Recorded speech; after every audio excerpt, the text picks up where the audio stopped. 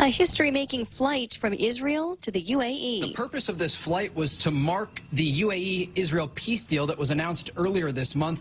The El Al plane took off from Tel Aviv, and on the side had the word peace written in Arabic, Hebrew, and English. It was also equipped with a missile defense system. Fox's Trey Yingst, presidential advisor Jared Kushner, and national security advisor Robert O'Brien were among those on board. Amazon marks a milestone for its drone fleet. The e-commerce retail giant making a major step in delivering packages from the sky and is now among a handful of businesses certified by the U.S. government to operate as a drone airline. Amazon joins Wing, Alphabet subsidiary, and United Parcel Service as companies that have gotten FAA approval to operate under the federal regulations for charter operators and small airlines. However, Amazon needs to clear regulatory and technical hurdles before drones can drop small packages at people's doorsteps. Still, Amazon proved to the government that they're ready to operate in the highly regulated aviation sector. Hillary Barsky, Fox News. The clock is ticking for a popular app to keep doing business in the U.S. Fox Business has learned that White House economic advisors are privately conceding that Microsoft is the company best equipped to secure the user data of TikTok, the controversial short video app company located in China that the Trump administration is planning to ban over national security concerns. TikTok is talking to Microsoft and Oracle on a possible sale of its U.S. businesses. A deal could be announced in the next day or so. Complicating matters, however, is the Chinese government that wants to approve any sale to a U.S. company. Fox Business's Charlie Gasparino. Without a sale, the ban ordered by President Trump would take effect in mid-September, but that is being challenged in court. Recapping Wall Street, a sell-off for the Dow, but a new record for the NASDAQ, falling right around 11,775. I'm Lisa Brady. This is Fox News. GRMC's cardiology department treats most complex heart problems. In our catheterization lab, cardiologists use imaging equipment to treat clogged arteries that can cause heart attacks or heart failure. We perform balloon angioplasty, stenting, and other life-saving cardiac procedures. If you suffer from a heart condition, have your provider refer you to GRMC's cardiology clinic at 645-5500. GRMC, where patients are partners. You've got a job to do. Having the right equipment for the job is critical, and East West Rental has the exact tools you need. Get it done faster with the right stuff, whether it's landscaping tools, concrete tools, lifts, trucks, lights, generators, trench boxes, welders, tents, tables, and chairs. They're here to help you tackle any project you're working on, big or small. Open Monday to Saturday, 7 to 5, closed Sundays. Find what you're looking for at East West Rental Center in Upper Tumont, or call 646-1463. Everyone has a busy schedule these days, and sometimes we forget to schedule our routine dental checkup and cleaning. Don't neglect your dental health. Schedule one today with Dr. Robert Yang and his Smile Team, conveniently located at the East West Business Center on Marine Drive, Upper Tumont. Call us today at 647-8702 or 3. Again, that's 647-8702 or 647-8703. We make smiles happen.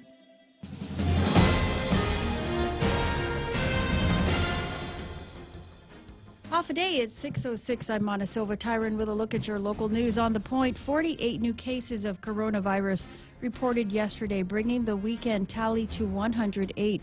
The Joint Information Center released its latest count late yesterday. It brings the island's total number of cases to 1,395 since March, when testing began. The majority of the new cases came from GRMC, which reported 18 people tested positive, and private clinics, which counted 14. The Joint Information Center also reports 2 additional employees of the Department of Education have tested positive. They are from Marshall, Sablan, and Maritzo Elementary School.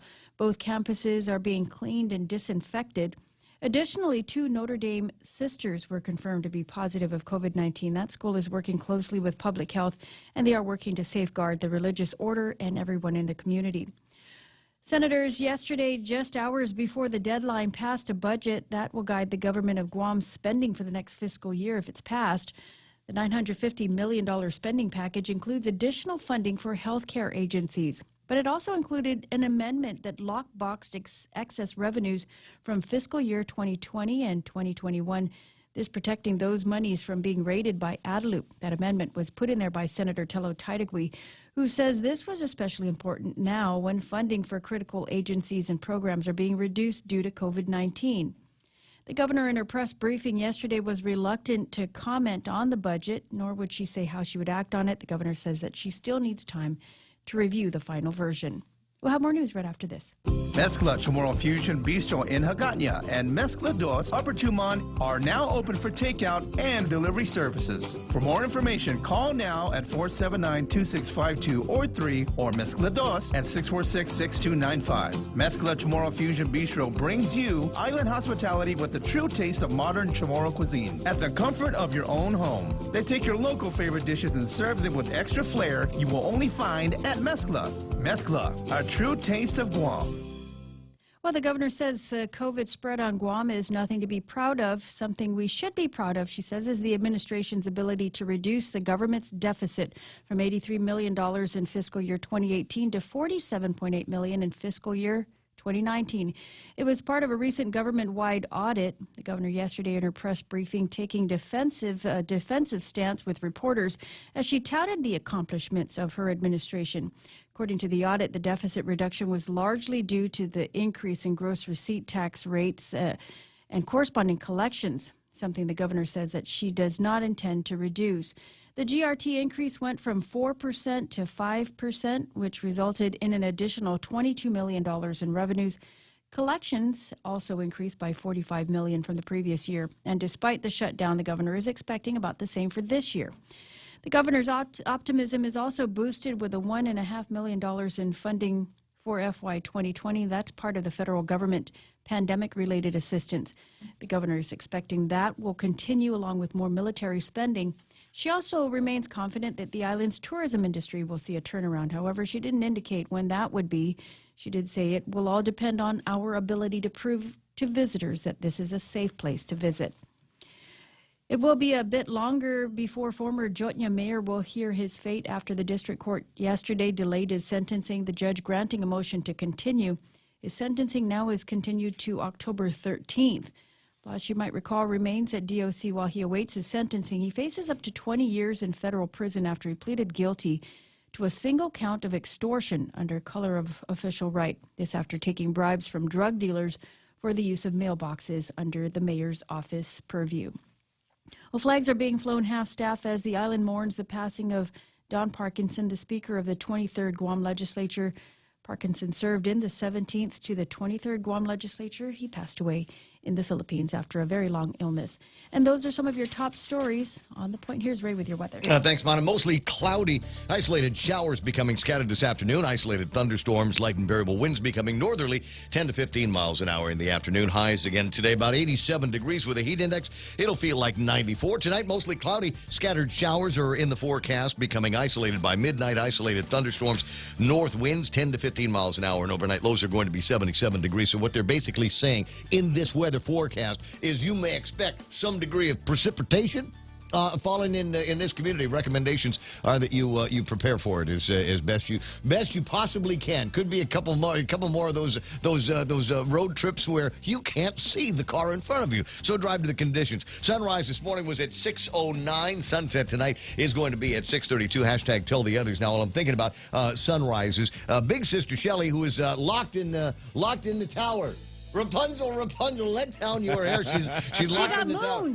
She definitely got mooned, and I've got a picture that Shelley had sent, and I thought this is too pretty to ignore. If you were up moving around early this morning, your reward for that was seeing just an outstanding bright yellow moon that was lingering over the island of Guam, just kind of keeping watch over us, keeping us safe from the COVID-19, or maybe it's just laughing at us from all the way up there, going, yeah, I don't have the kind of problems that you guys got there. But the gorgeous moon set and a moonrise last night. Hope you got a chance to take a look at it and snap a picture like Big Sister Shelley did. 6:12 in the morning. That's news and weather together. Brought to you by Bank Pacific, banking on the Pacific for 66 years.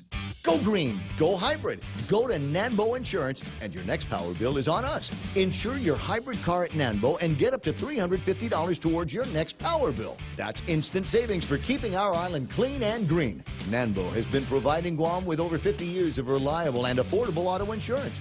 At Nanbo, it pays to go green. Terms and conditions apply. Visit nanbo.com or call 477-9754 for details. 5, 4, 3, 2, 1, launch! That's just what we did with our new state-of-the-art mobile banking app as we celebrate 66 years of serving our island communities. It's loaded with a ton of new user-friendly features, including remote deposit capture. It's another way of saying you don't have to come to the bank to go to the bank. And if you want to come to the bank, we're happy to see your smiling face as long as you wear a mask. And we don't have long lines. Bank Pacific. Where others put branches, we place roots, and we're rooting for you.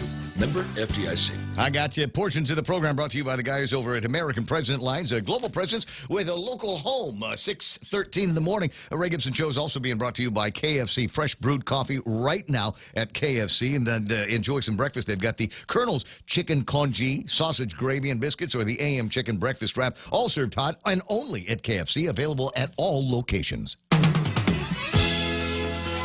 The Ray Gibson Show. Morning talk that matters. Call now, 888-TALK. That's 888-8255.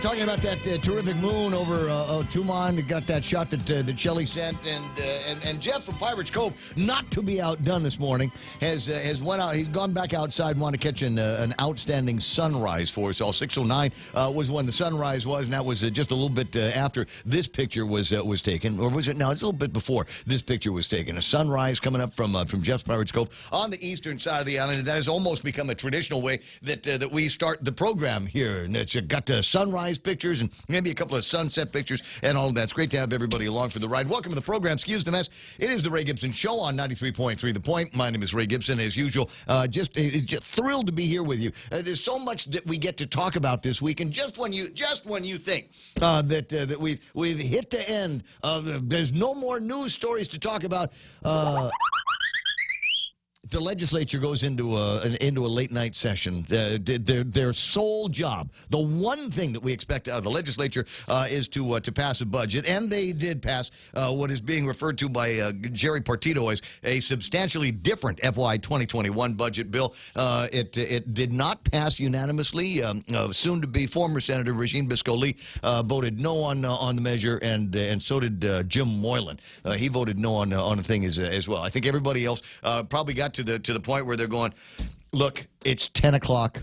It's Monday night. Can we vote on this thing and go home? She's going to veto it anyway and send it back. This is all academics now. This is all kabuki. It's all theater. Just do it. Just do it. And frankly, I'm a little surprised that there aren't more Republicans that had joined Jim Moylan. I was pushing in the Republican chat last night. I was pushing for all of the Republicans to just walk away from it. There's no need to sign on to this bill.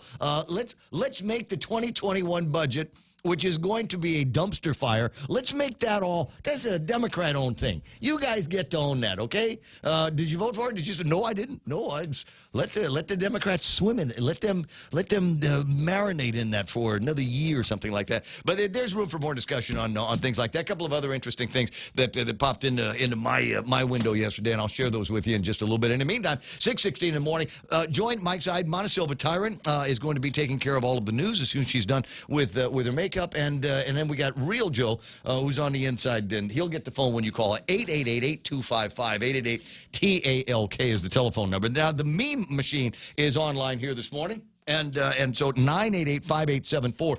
If you've got any flash videos that you want to send out to me, just some really, really cool stuff. If you got some cool memes that you found on social media that you just absolutely, positively must share, then by all means, send them over. 988-5874.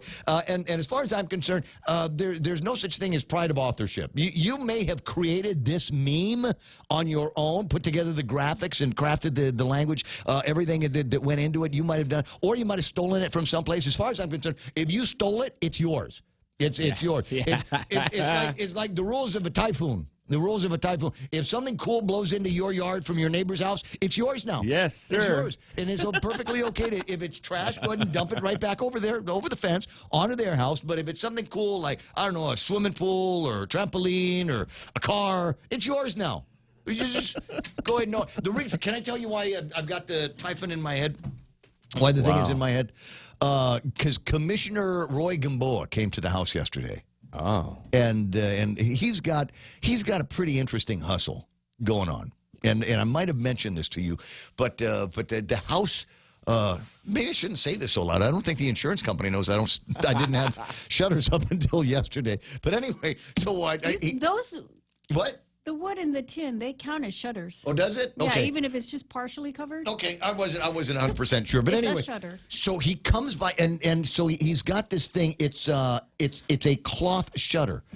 Ah, yeah. They have these all over Florida where they have, hurricanes and things like that. I mean, these things are, it's like ballistic. It's a ballistic material. Yeah, you kind of button it up on the wall. Or, exactly. Yeah. You button it up on the wall, and then it gets taut against the window frame, and anything that flies into it is going to bounce right off. Sweet. And even if it tries to pierce, it won't be able to go through because, like I said, it's got like a ballistic mesh on it. I'm going to try a little bit later on. I'm going to grab some of this material, take it over to the range, and me and Dave Torrey and Rico Blanco, we're going to shoot it up. We're going to shoot guns at it. That's it's what we're quite going to be lovely doing. looking. They look really nice. They're not so bad at all. So I'm looking forward to the installation for all intents and purposes. And he's like, okay, well, I put them up and they're all tested. You want me to take them down? I'm like, oh, no, you leave those things up. I'm good. The house is going to look like every other house in the neighborhood where you got just the windows in the front are open. Everything in the back and the sides and all the other stuff. Well, you keep that stuff closed off just because it keeps the house cooler. 6:19 in the morning. Speaking of cooler, these guys. Sometimes you want to go where everybody knows your name. And they're always glad you came. You want to be where you can see our troubles are all the same. You want to be where everybody knows your name. You want to go where people know people are all the same. You want to go where everybody knows your name. They have some kind of a discrepancy. Facebook is doing this on purpose, I think. Facebook, there's two different Facebooks I've got. I've got the Facebook in front of me on the computer with the Facebook Live and all of this stuff. I can see everything, all the comments and all the people online. And then Pam Duvall has got a version of it on her handheld, right? On the cell phone. So on the cell phone, Pam Duvall is number one. Oh, yeah. Followed by Dave Torrey and Janice Wong. And Jay Rojas is like number 4, James Happy Howard at number birthday, 5. Jay. But on the Facebook Live, who's she yelling at? She said, "Happy birthday, Jay." From way out there. Yeah. I didn't even think she heard it. But on the Facebook Live, on the thing that I look at, I got Dave Torrey at number 1, followed by Pam. There's Sherry, then Jay Rojas at number 4, Janice at number 5, and then you got James Howard, Nate, soon-to-be Senator Vince Borja. Be back. And Marie Trousseau is there, and quickly becoming one of my favorite photographers, Lena McAfee. And I'm curious, Lena, did you get any pictures of the moon last night? Were you out there looking at it? She's one of these people. She's got really, really good, like Ismail's wife. She's got a really good eye for things. So I'm kind of curious as to whether or not we've got some moon shots. I mean, those kind of moonshots, not the other kind that you're thinking of from Lena McAfee this morning. 6:21. Are there others? Are there more? Yeah. I was talking about Roy Gamboa, Commissioner Gamboa. Mrs. Commissioner is online this morning. I got Hannah Gamboa there. Gerard Affligui. Gerard, you got to say it like Sister did. Gerard Affligui, who's listening online from the States. And Mona, the cookbook's here yet? Not yet. I checked again yesterday. Went to the mail. You went to the mailbox. Was I talking I with? went to both mailboxes because I have one at the post office and then one that delivers to the house. Remind me, we were talking about the post office yesterday, and Tammy had a couple of interesting comments along the lines of, if you are ordering stuff for Christmas, order it yesterday, because there's going to be a huge surge in online orders, Amazons and Walmarts and whoever it is that you're borrowing from. I see Pretty Sarah Gorin is online. Good morning. September, it's reset, readjust, restart. Burr months has started. It's the Burr months. No, this is a big deal. Yeah. This is a big deal. There's the Burr. It means that we're ramped into the holidays. Yeah. These are the Burr months. End of the last quarter is September, October, November, December. So in the Philippines they refer to it as the Burr months. What is interesting now, and I got to check with my contacts in the Philippines. Despite COVID-19, have they begun playing Christmas songs? Oh yeah. That was so. Now Big this, Christmas This thing over time there. last year, I was in a movie theater, and you know how in the movie theaters they play songs and stuff like that before the main attraction and the main event starts. You remember movies, guys? Yeah, Remember yeah. there was a thing we used to go to, and there'd be like a motion picture. They play what we would watch on Netflix would be on this big screen, and you pay $20 for popcorn and $75 for a hot dog and candy. Surround sound. And the AK commercial. And the AK commercials would pop up. But this time last year, I remember sitting in there, and they had they were playing. What's the singer guy? It was the guy that Artie sings like. All of Frank them. Sinatra. Yeah, but it was the modern version of Frank Sinatra. Anyway, the guy's got a Christmas album, and they Michael rotated Bublé. through this. It was a Michael Michael Bublé Bublé. Christmas collection was playing in the movie theaters on the 1st of September. So I'm for those of you that get it, like Sarah, welcome to the Burr months. I got Randy Kruger's there, Roki, Mike R. Martinez saying good morning, MP Ogo, Dennis Benzer saying hi, Ray, good morning, Mana, and Rio M. Effin Joe Cruz. Morning. James Howard replying to Matt Geiger, who said first, when the world hears the Geiger stories, one day they will know first place. Sandy Tidinko is online. Who's that? Rooster, wake me up when September ends. Hoffa Janice Wong saying nice. Stephen Applegate, something. They didn't like it when I yelled that from the hotel balcony while I was in government-mandated, when you volunteered for government-mandated quarantine. But Zoe Kitasu is there. I got Rico Blancaflor. No pro pick'em football this year. He's asking. Now, we've in the last couple of years put together a program when the NFL started, where every week you could figure out which teams were going to be were going to win out of the entire roster of games that got played.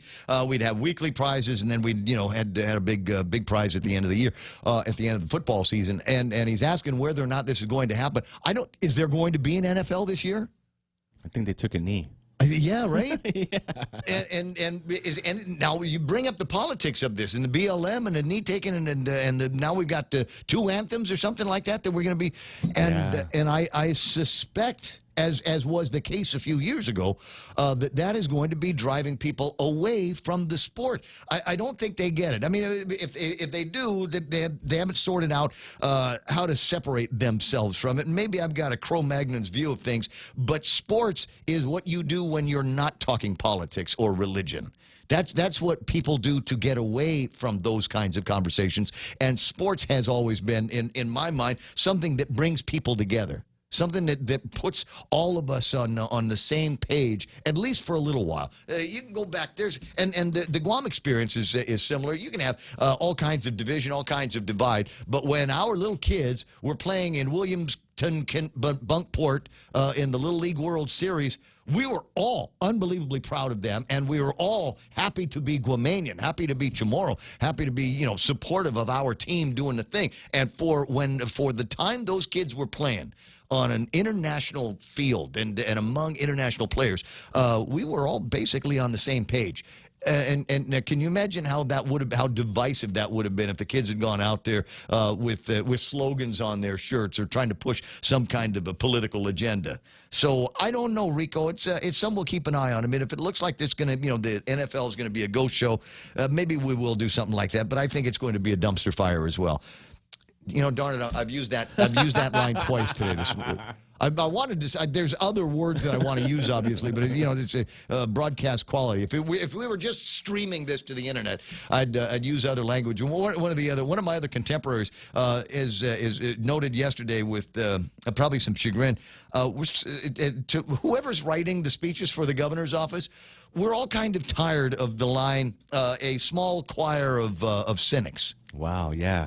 What is that? The 3rd or 4th time they've used that, yes, and I think there was one in the governor's address to the legislature. I think there was one. There was certainly one yesterday, and I think there was another one. Mona, do you remember when the last time she used the small choir of cynics? Mm-mm. That's a signature, if anything. I think she's writing. So I'm trying to figure out who I want to Indian wrestle for that. Is when she says that, is she talking about me or Ken Leon or both of us? I'm not entirely it's a choir, sure. So. It's a choir. I guess it could be both of us. Joe and Taitano, half a day, everybody. Have a great day. Alex Affligwe is there. Half of Pam Duval. Pam Duval, who is echoing sentiments that she said yesterday, said Lou is delusional. She puts the Lou in delusional. Good morning, Jack. Pam, why do you say? Why did you say yesterday in the thing that I didn't watch? Why did you say she was delusional? What's going on now? Even Real Joe was picking up on some stuff this morning. You came in and uncharacteristically comes to my desk and says, "I thought I was gonna vomit," and I'm like, Daddy. What?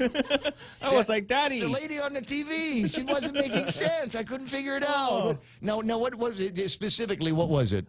I got pale when I heard that. Got pale. I got pale. She was talking about how people should be working and working helps the economy. And I was just like, wait a minute. Well, then why don't you go ahead and reopen the economy? And that we're not separate. We're together. Lift all of the restrictions. What's that? We should be together. We're together, all of us. We are? Private, public, government. We're all together. Let's be together. Well, even the people that work in the government of Guam, yeah, we're all together. Are quote teleworking from still getting paid, but the people that want to work in the private sector can't because of all of the restrictions. We shut down the bars. We've closed the restaurants to all but takeaways. Yeah, probably that together. Yeah. 50,000 people out there were backing up from their phones. Like, what? Yesterday's press conference, according to Lou, things are not so bad. COVID-19 is here, but her administration is rocking it. She said Guam bananas will be better than Australian bananas. I clearly missed that part as well. Me too. Oh, no. Was yeah, she talking about bananas? Bananas, So she's baby. talking about the different. She wants to make Guam diverse. She wants to diversify our economy, right, and bring all of these different things. So she starts going on about aquaculture and agriculture and how we have the potential to export our bananas. Mm-hmm. And we have the best bananas. And somebody went bananas, I'm telling you. Because So somebody now sent me the I did not, and we don't normally do this, right? Because it's as far as I'm concerned, it's kind of old news. But somebody sent me a link to the governor's address that came out yesterday, and I thought, well, just to get things started in the morning, maybe I should play parts of it.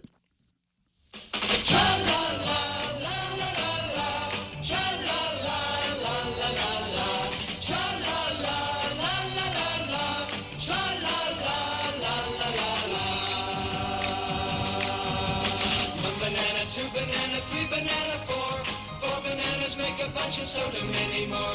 Over hill and highway the banana buggies go, coming up to bring you the banana split show. Making up a mess of fun, making up a mess of fun.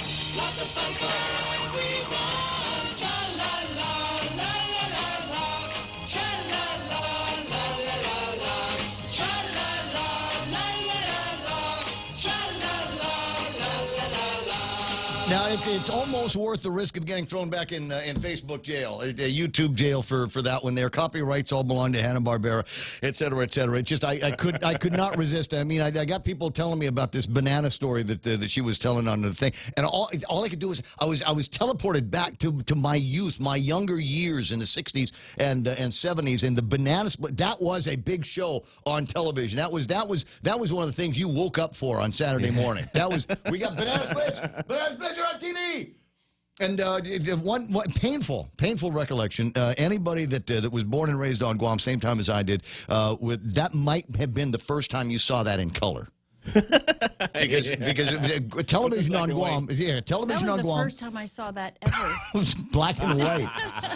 TV on Guam was black and white until the KUAM made it color in like 1973 or something like that. And then everybody had to go out and buy a color television. I guess in this day and age, it's okay to be a little bananas. B-A-N-A-N-A-S. There's plenty more names on the list that I haven't quite gotten to, but I'm looking at the clock here. We better jump into some headlines as quick as possible. Montecito Vitara now with some headlines for you on the point. Scroll up. It's on Facebook again. There are 48 new coronavirus cases reported yesterday, bringing us to 108 total over the weekend. The Joint Information Center released the latest count. 1,395 is our total since March testing began. Meanwhile, the Joint Information Center also reporting 2 additional employees at the Department of Education have tested positive, as well as 2 Notre Dame sisters who were confirmed to have COVID-19. Senators, just hours before the deadline, passed a budget. It's a $950 million spending package that includes additional funding for healthcare agencies. That measure sent to the governor for her action. However, in a press briefing yesterday, she was reluctant to comment on whether or not she would pass that bill once she gets it. And the island is mourning the passing of the late Senator Don Parkinson.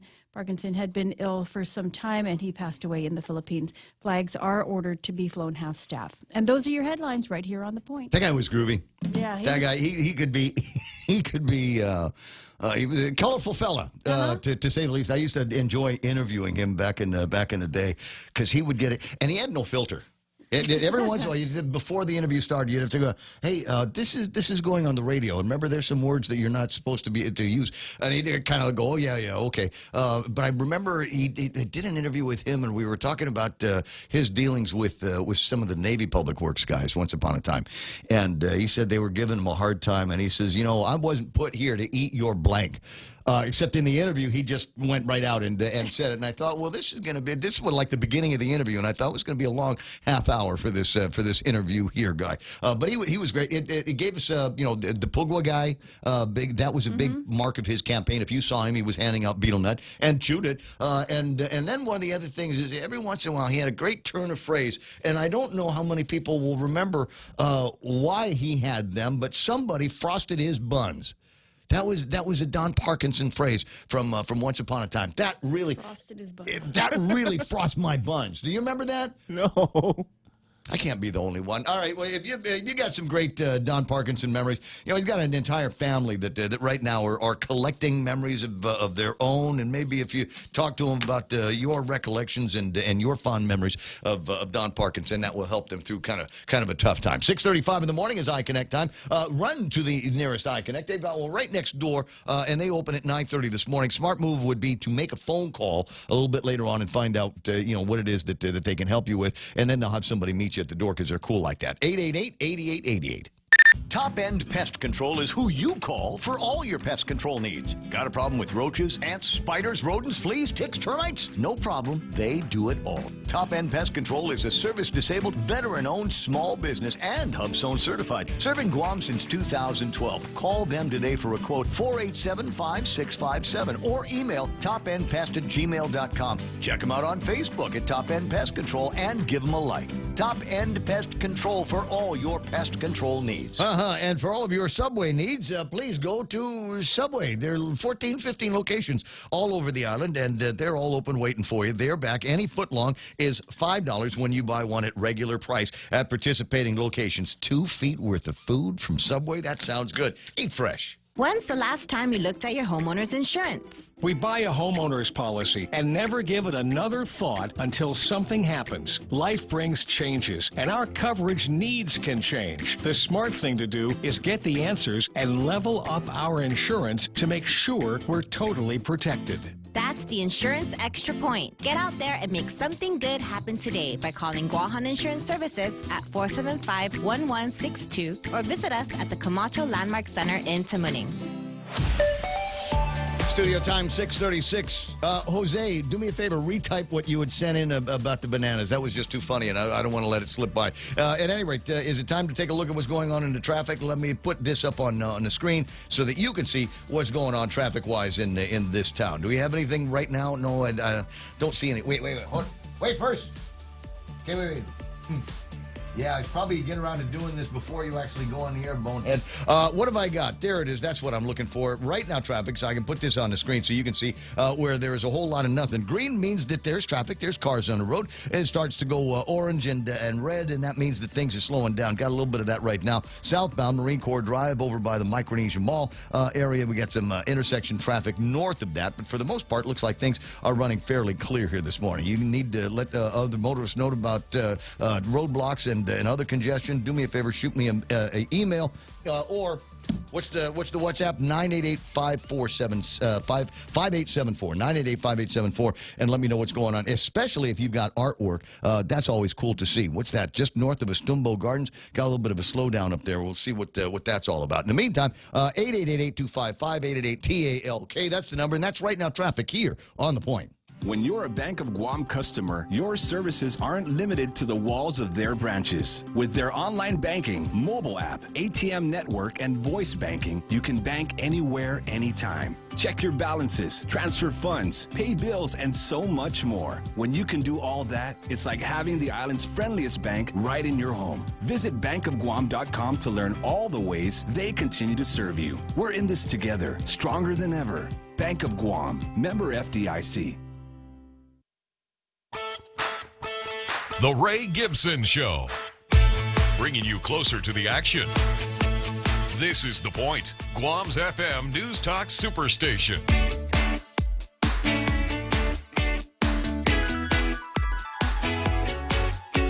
Oh, that's a pretty sunrise. American flag in the foreground. Got a betel nut tree in the mid-ground, and off in the distance is the sun rising over the beautiful banana island of Guam.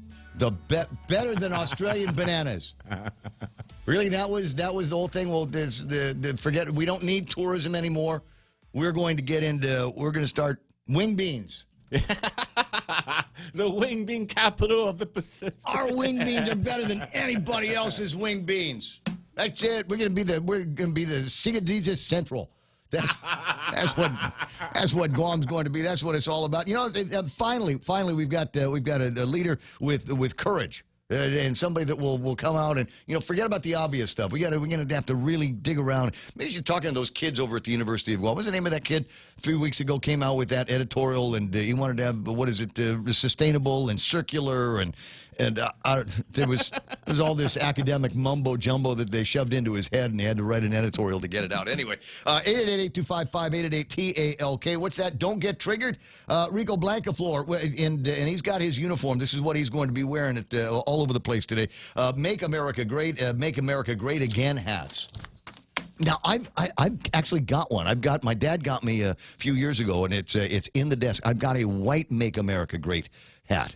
Do you suppose if I wore that, it would trigger anybody?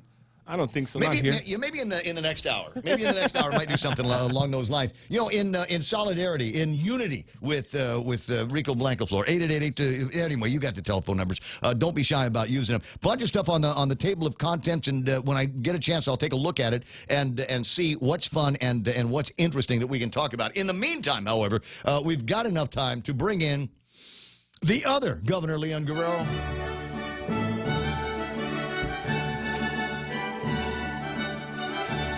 For some people, this might be the best part of the show.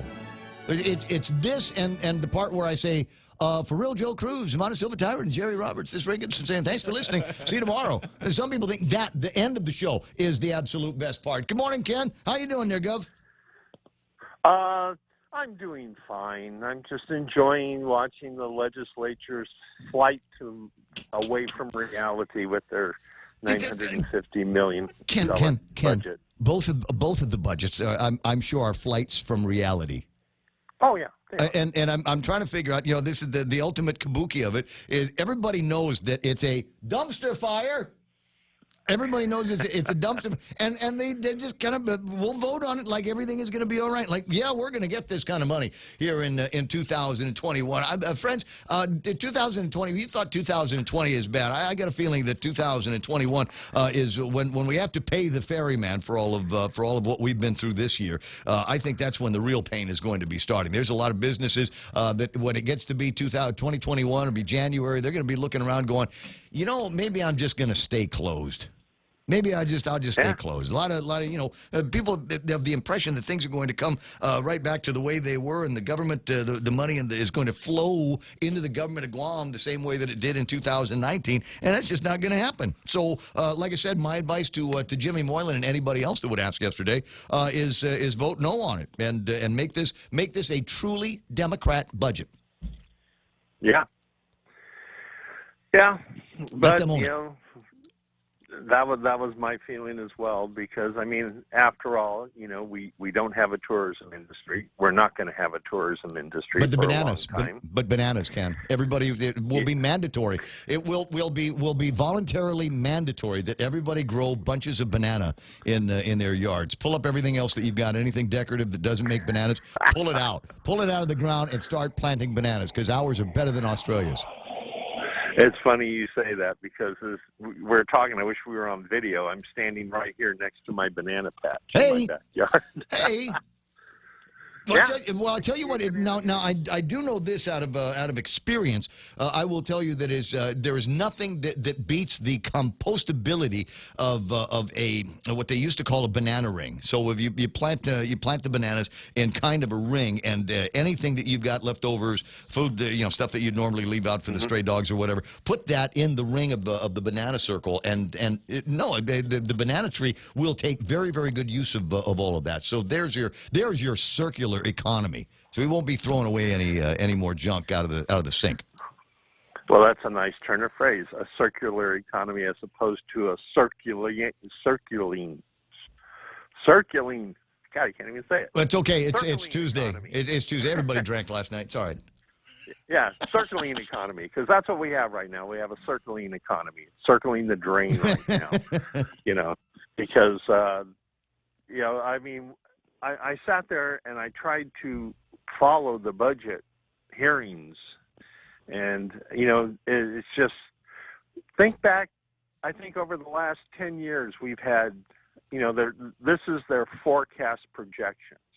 8 of the last 10 years they missed their forecast projections by a lot, $30 to $50 million a year. I mean, remember back in we went into 2017 over 120 million in deficit, because of the great economy we had back in 15 and 16. We're 120 million deficit in 2017. So when we look at the forecast projections, that's the part that really upset me, because we had all these senators who have been witnessing the train wreck our economy turned into between 2018, 19, and first parts of 2020, and yet they still believe that somehow $950 million in revenue is flowing into the coffers of government Guam. And on that basis, they're setting us up. When I say us, I'm talking about the taxpayers of Guam, for colossal failure. And, 8% gross receipts tax, probably a sales tax on top of everything else, just to keep the government operating. That's their entire priority. It's not about taking care of the people of Guam. It's about keeping the government operating. Yeah, keep the money rolling in for payroll. If you don't have small businesses, you don't have a government. So what I got to get my hands around here is the BJ Cruz and the folks over at the auditor have done their audit of the government of Guam, and I haven't had a chance to. I've just got the press release that went out yesterday that talks about the audit, and I'm curious to see some of the things in it. But one of the things that we already know is that we've now got a surplus in as bad as it was. There's a $35 million surplus, and they want to throw that at the deficit. And I'm thinking, well, we had a surplus in 2019, but remember, in 2019, Calvo didn't pay $13 million to Department of Education. He didn't pay $10 million to GCC, and he didn't pay like $18 million to University of Guam. So that was part of the reason they generated the surplus, is because they didn't fully fund the obligations, but the institutions went out and spent the money anyway, and that's why they're running the kind of arrears. I mean, her big claim to fame in her press conference yesterday is we reduced the amounts payable from 200 to 120 days to 45 days. There's some debate there, because we saw a news story in the paper just the other day about Gain is owed 10 months of payments. Well, that's a little more than 45 days. Yeah, well, it's 6:47 in the morning. The point that I want to make on that is we had 35,000, 36, 37,000, depending on who you talk to or what day of the week it is. We got a lot of unemployed people here on Guam. Now, the entire idea of going to a 5% business privilege tax was to spare the government of Guam from running a significant deficit and from losing money hand over fist because of the Trump tax cuts. That was supposed to keep us at zero. That was supposed to keep everything even, and now we find that there's actual extra money that's coming in. I'm going, well, gee, that this means to me that we didn't need that 5% business privilege tax. And don't tell me that we're going to use that to pay down the deficit. That's not what you sold us on. We were not sold on paying down the deficit when that was going through the legislature. That was there to keep the lights on in the government of Guam and prevent the mass hysteria that would have followed with layoffs and furloughs in the government of Guam.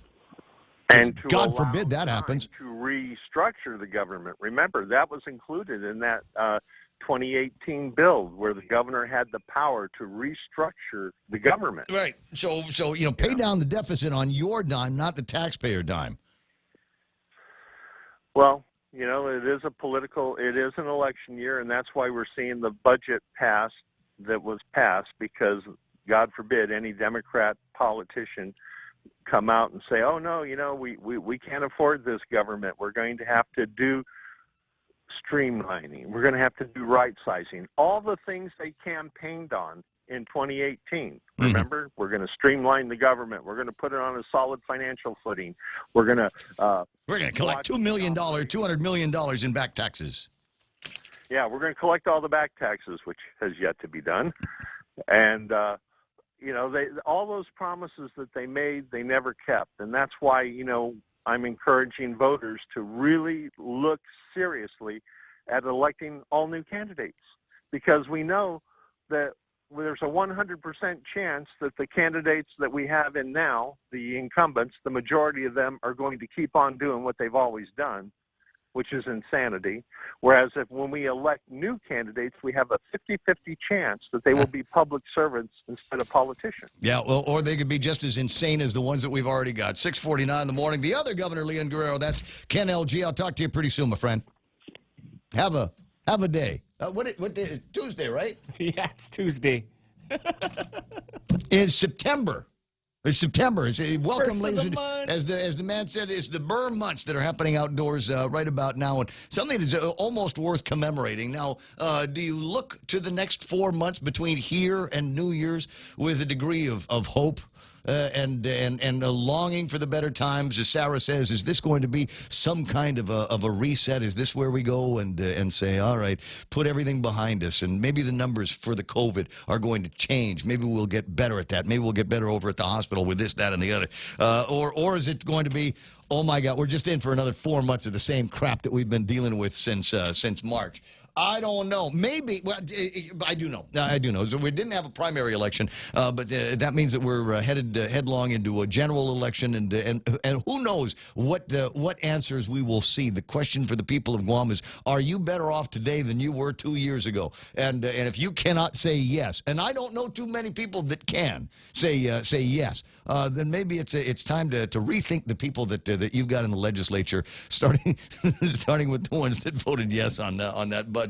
Who's playing around? Bennett Luan Duane is saying, I'm listening. Jay Devon is online. I got Peggy Leanne, something this blank is bananas. Oh, you've heard that song too. Pam says, guys, Ken LG and I are putting a video together and need pictures of junk cars, garbage, stray dogs, etc. Please send me through Messenger. I'll be driving through villages taking pictures, but if you've got some you want to add, please do. So Pam Duvall, you can find her on Facebook. If you've got some pictures of junk in your village that you're worried might not end up on the cut for this video, then by all means, go ahead and send them to her. Last resort, send them over in my direction. I'll pass them along. James Howard singing along to the Banana Split song. What's that? 48 dropping drastically. POS 2 this weekend? Question mark. Oh, Rico. You've got the faith of a child. It's beautiful, isn't it? Yes. It's beautiful. We get 48. Is that what the number is, Monica? We got 48 confirmed cases yesterday. Let me see. 3 from the Navy, 4 from the Diagnostic Laboratory, Guam Memorial Hospital, 9, 18 from GRMC's lab, and another 14 from a variety of private clinics on Guam. So, yeah, we got the 14. And I forgot to mention this. Yesterday, around the end of the program, my guy came to work.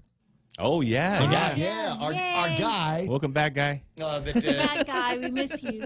He got his COVID-19 test on the 15th, and found out. I want to say they finally reached out to him on 2 weeks later. 2 weeks later. It was 2 weeks later. They finally reached out. Oh, by the way, you're negative. They want the suspense to build. Yeah. The anxiety. You mean he couldn't even pass that test? Right? Gosh. I knew it. I knew it. Negative, minus again. But guys happily back at work. And now he can't get sick for another year because he's burned out all of his sick leave. Oh, man. And the guy was working from home. And no, he wasn't. I didn't have him working. Listen, we don't have working from home in this company. Yeah, I'm sorry. I was trying to back him up there. I was trying to look out for you. So I'm going. The guy and 2 weeks in, and they didn't tell him anything about it. So at least one of the negatives that come through over the weekend will be his. Of the total negative counts that we've got, 36,489. So we're still running a fairly high percentage. I'm not certain that this is true, but I think that if you are positive, you're likely to get a call right away. And if you're negative, you won't get a call immediately, I think. We think. I don't know, because I actually don't know anybody that's positive. I haven't heard anyone find out that they're positive days after they've tested. I couldn't tell you. Come to Guam. We've got layers of bananas, says Jose Martinez. I thought our bananas have been coming from Ecuador. It's isn't it? There's one name for it. Speaking of Ecuador, where's Juan Carlos? Washington. Oh, I thought he was in quarantine. No. That was a question I had. He called in late on Friday morning with Mike Israel from the back lawn of the White House, where they were having one of the crazy White House orgy parties, and so he called and he says, "Oh, I'm here with Mike Israel." I'm like, "Put Mike on the phone. I got to get Mike Israel on the phone because and I'm like, Mike, we got to talk about this when you get back because you're crazy. You're almost rabid with the idea that the government has done a lousy job handling the COVID-19." And then all of a sudden, your building is being used as a COVID-19 hospital, and you went quiet. You went radio silence. He says, "I've been traveling," and I said, "Okay, when you're back, we'll get together on the radio and talk about this because there's everybody saying, oh, that's how you quiet that guy down. Just rent his hotel. Is that what the deal was?" He says, "Might be a little bit more to that." Don Parkinson and Sonny Orsini, the chili dog throwing incident during a legislative session. No one will ever forget that. I was a reporter back then. And covering that, but it got both of them out of the office, you remember? Remember Don chasing him with the chair? His excuse was he wasn't going to hit Sonny with it. He needed it in case he wanted to sit down. It was those rough and tumble times over at the legislature back in the day. Yeah. So the best of times. The Ken LG writing, so the FY 2021 Deficit Act was passed. Absolutely. Jose Martinez, here's the joke.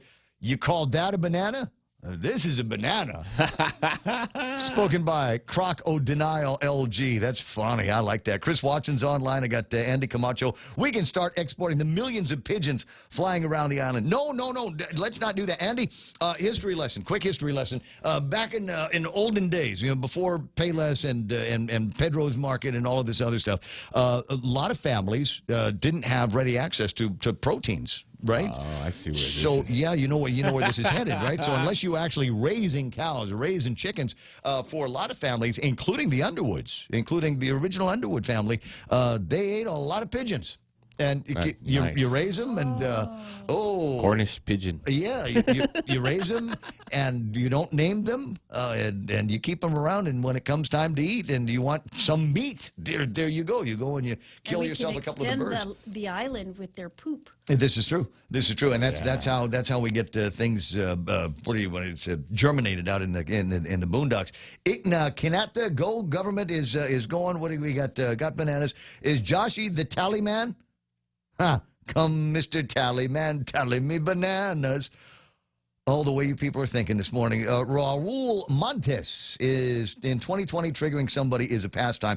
That's my goal here. Is I wake up every morning wondering how, who, when, how often can I trigger somebody over at Adelup. Make Estumbo great again, says Mike Grace Blas and others online this morning, including Stephen Applegate. When the U.S. federal government does an audit, Lou is going to blank a coconut.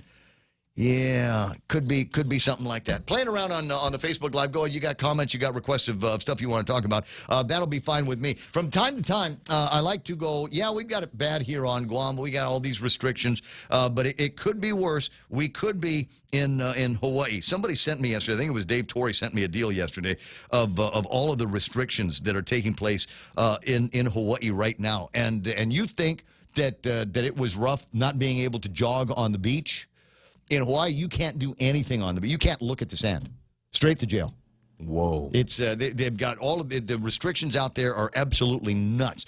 And I'll see if I can get some of that on for you. I'm a subscriber of an email that comes in a couple of times a week from the Hawaii Free Press.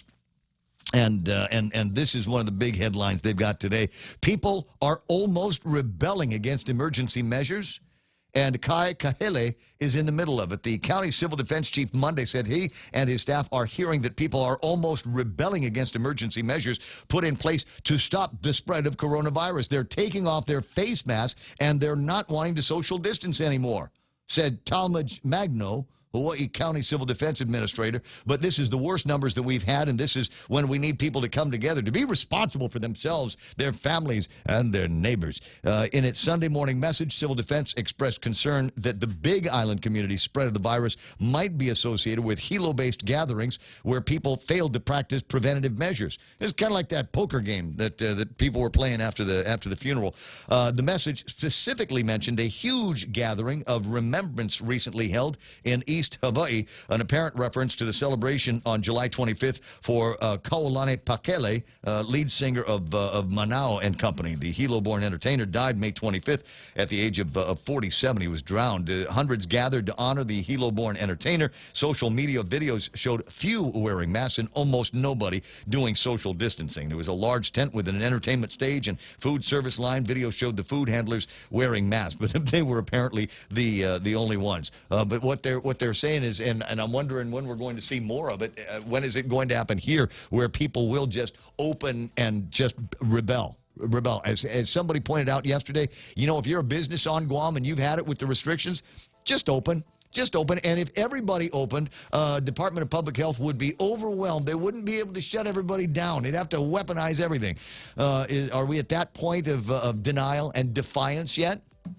Maybe next hour. 7 o'clock in the morning. Fox News Live is coming up next. Montecillo Tyron with a look at all the big stories that we're going to be yakking about today. And Jerry Roberts with the Extra Point. That's all ahead on The Point. Lisa Brady, Fox News. Still planning to visit Kenosha, Wisconsin tomorrow, despite pleas from the governor and Kenosha mayor to wait just over a week after the police shooting of Jacob Blake set off riots. Because I am a tremendous fan of law enforcement. And I want to thank the law enforcement. They've done a good job. And when the governor says that I shouldn't come or he'd prefer that I not come, I'm the one that called him and said, Tony, you got to bring out the National Guard. Well, I don't really want to do it. President Trump also telling Fox's Laura Ingraham in an interview that airs tonight that riots in U.S. cities would be worse under a different president and that Democrats have lost control of the radical left. Joe Biden blames the president for the violence and says rioting, looting, and setting fires are not forms of protest and should be prosecuted. You know me. You know my heart. You know my story, my family story. Ask yourself, do I look like a radical socialist with a soft spot for rioters? Really? Biden, speaking in Pittsburgh today, says he wants an America safe from crime, racially motivated violence, and COVID as he continues to criticize the president's pandemic response. Grim new milestones worldwide. The number of confirmed coronavirus cases tops 25 million, including over 6 million in the U.S. A judge has just ordered Georgia to extend the deadline for accepting absentee ballots postmarked by Election Day. The Postmaster General has urged mail-in voters to send ballots back at least a week before Election Day. Members of a House committee say Postmaster Louis DeJoy missed a deadline to give them more information after his recent congressional hearings. The House Oversight Committee wants documents about recent postal changes that were put on hold after complaints about delays and is now signaling it intends to subpoena DeJoy. America is listening to Fox News. Woo-wee! Just take a gander at them tender and juicy fall-off-the-bone St. Louis ribs. Heavens to Betsy! What is their secret? It's bursting with so much flavor, I can eat them all day long. Come see for yourself, y'all. These fine slabs of hunky-dory, mouth-watering ribs are only available at Circle K. Circle K. Take it easy. Hofity, this is Kayla from APL Guam. Here at APL, our expertise and extensive network can help you grow your business and reach out to more markets. As a responsible carrier, APL is also committed to a sustainable future, whether it's protecting the environment or investing our efforts in giving back to the community. Our dedicated team in Guam and the U.S. mainland are here to support you. Call 588-4651 or visit apl.com. Case not dismissed against former National Security Advisor Michael Flynn as a federal appeals court allows a federal judge to keep reviewing the Justice Department effort to toss out the case. Flynn admitted lying to federal authorities in Robert Mueller's Russia investigation and was waiting for his sentence when the Justice Department asked for the case to be thrown out. When Judge Sullivan did not order a dismissal immediately, DOJ lawyers sought to circumvent him in the belief that Flynn's Russian contacts were appropriate for a national security advisor to have. Flynn was the only administration official at the time charged in the Mueller probe. Gernal Scott, Fox News. The president's former chief strategist, Steve Bannon, faces trial next spring after a virtual court appearance before a federal judge today. Bannon pleading not guilty to what prosecutors say was a fraud scheme diverting money donated for a border wall to personal use. The final tweet on Black Panther star Chadwick Boseman's account breaks a record. The tweet, which featured a picture of Boseman and a written statement penned by the family announcing his death, was retweeted by the official Twitter account, adding, quote, "Most liked tweet ever, a tribute fit for a king, hashtag Wakanda forever." Boseman died on Friday after a 4-year battle with colon cancer. Many fans were unaware that he was even ill. The tweet had over 2 million retweets and 7 million likes within just 24 hours. Fox's Mike Gunzelman, the former record holder, was former President Barack Obama. Liberty University now says it's opening an independent investigation using an outside firm to probe Jerry Falwell Jr.'s tenure as president, including financial, real estate, and legal matters. Falwell stepped down last week from the evangelical school amid ongoing controversies. I'm Lisa Brady, and this is Fox News. Go green, go hybrid, go to Nanbo Insurance, and your next power bill is on us. Insure your hybrid car at Nanbo and get up to $350 towards your next power bill. That's instant savings for keeping our island clean and green. Nanbo has been providing Guam with over 50 years of reliable and affordable auto insurance. At Nanbo, it pays to go green. Terms and conditions apply. Visit nanbo.com or call 477-9754 for details.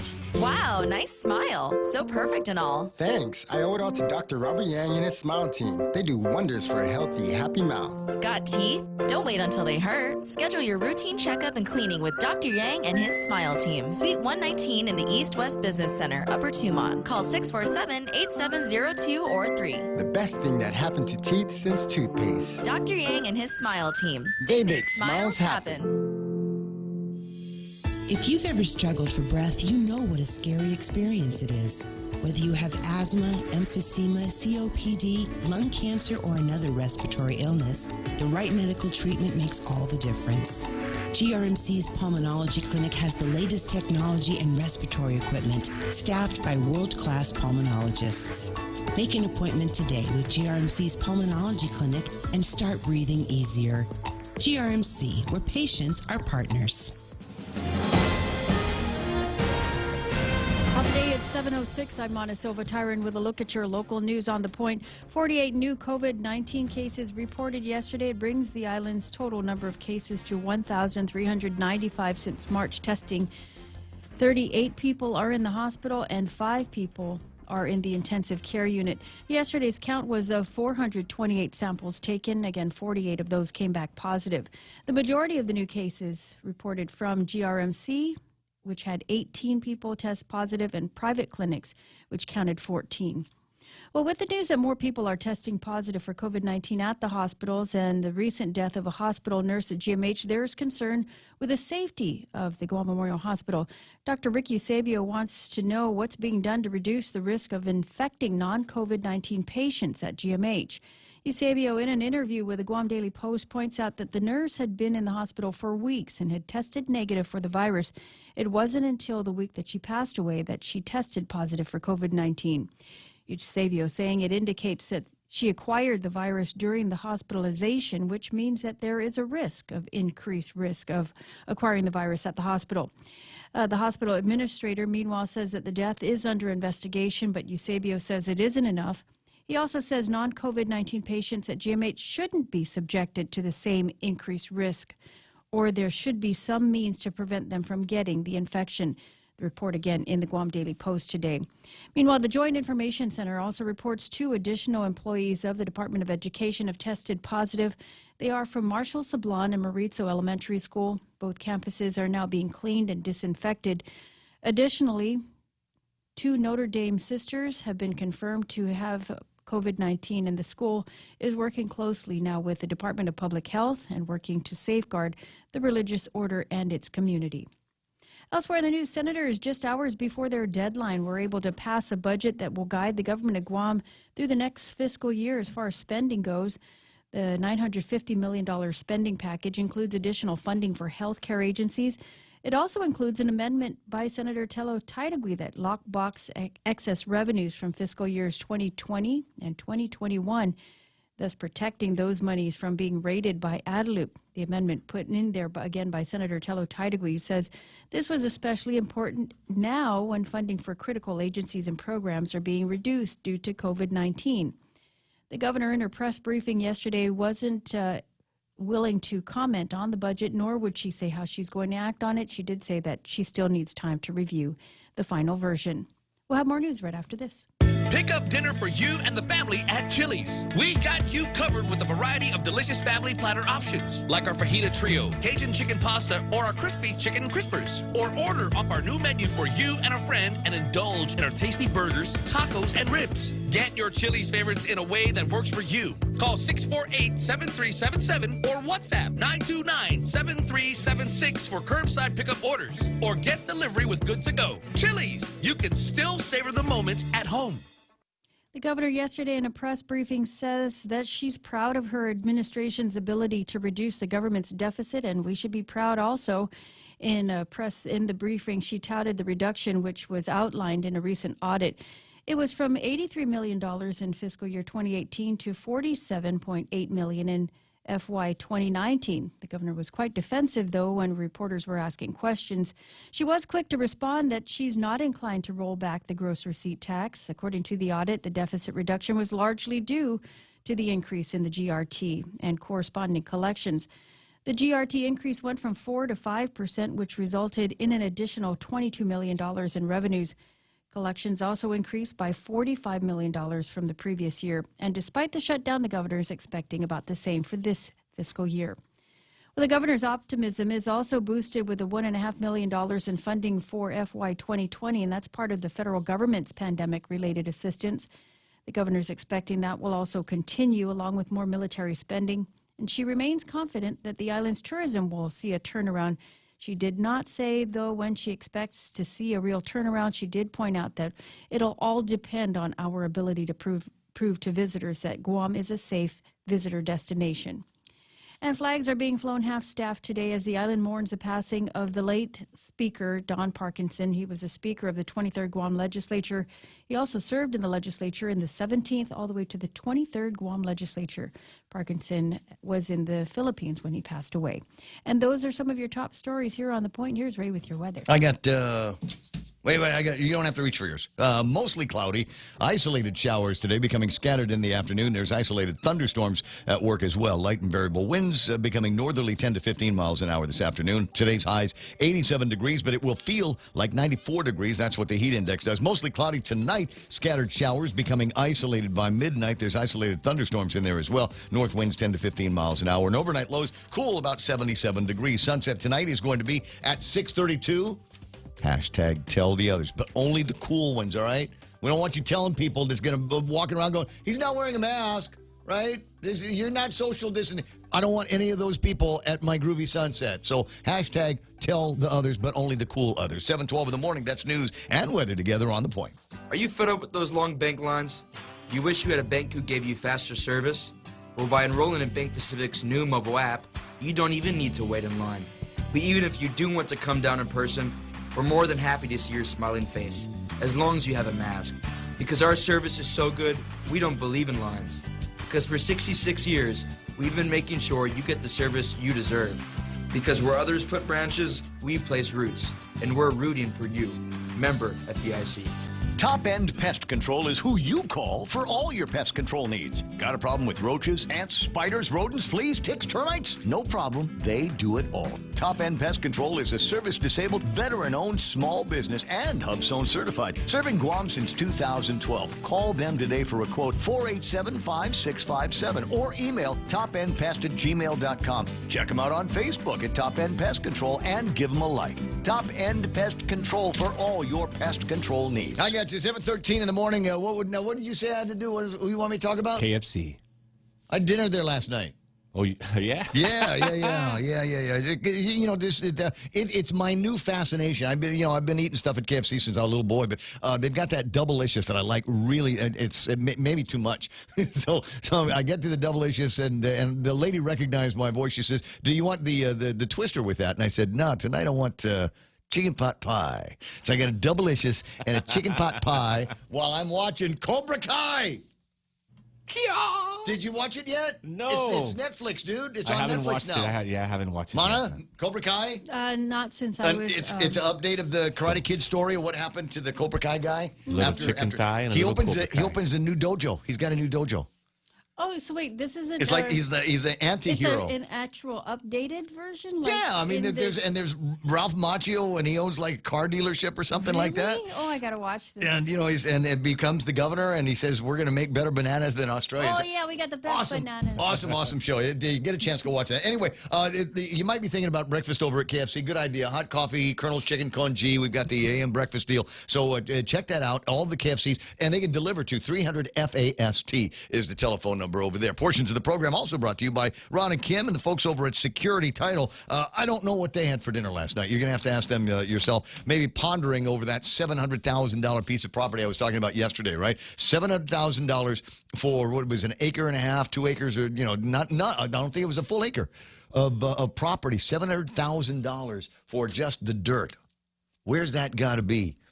Who's your neighbors there? Is that Estumbo Gardens? Is it up there? Is it? Can you smell the processing plant when you drive by? Just curious. Anyway, 7:15 in the morning. Ron and Kim and everybody over at Security Title. You got the complex real estate transactions. They'll talk you through them. News to fill your mind. Talk to get it out. The Ray Gibson Show. Call now. 888-8255.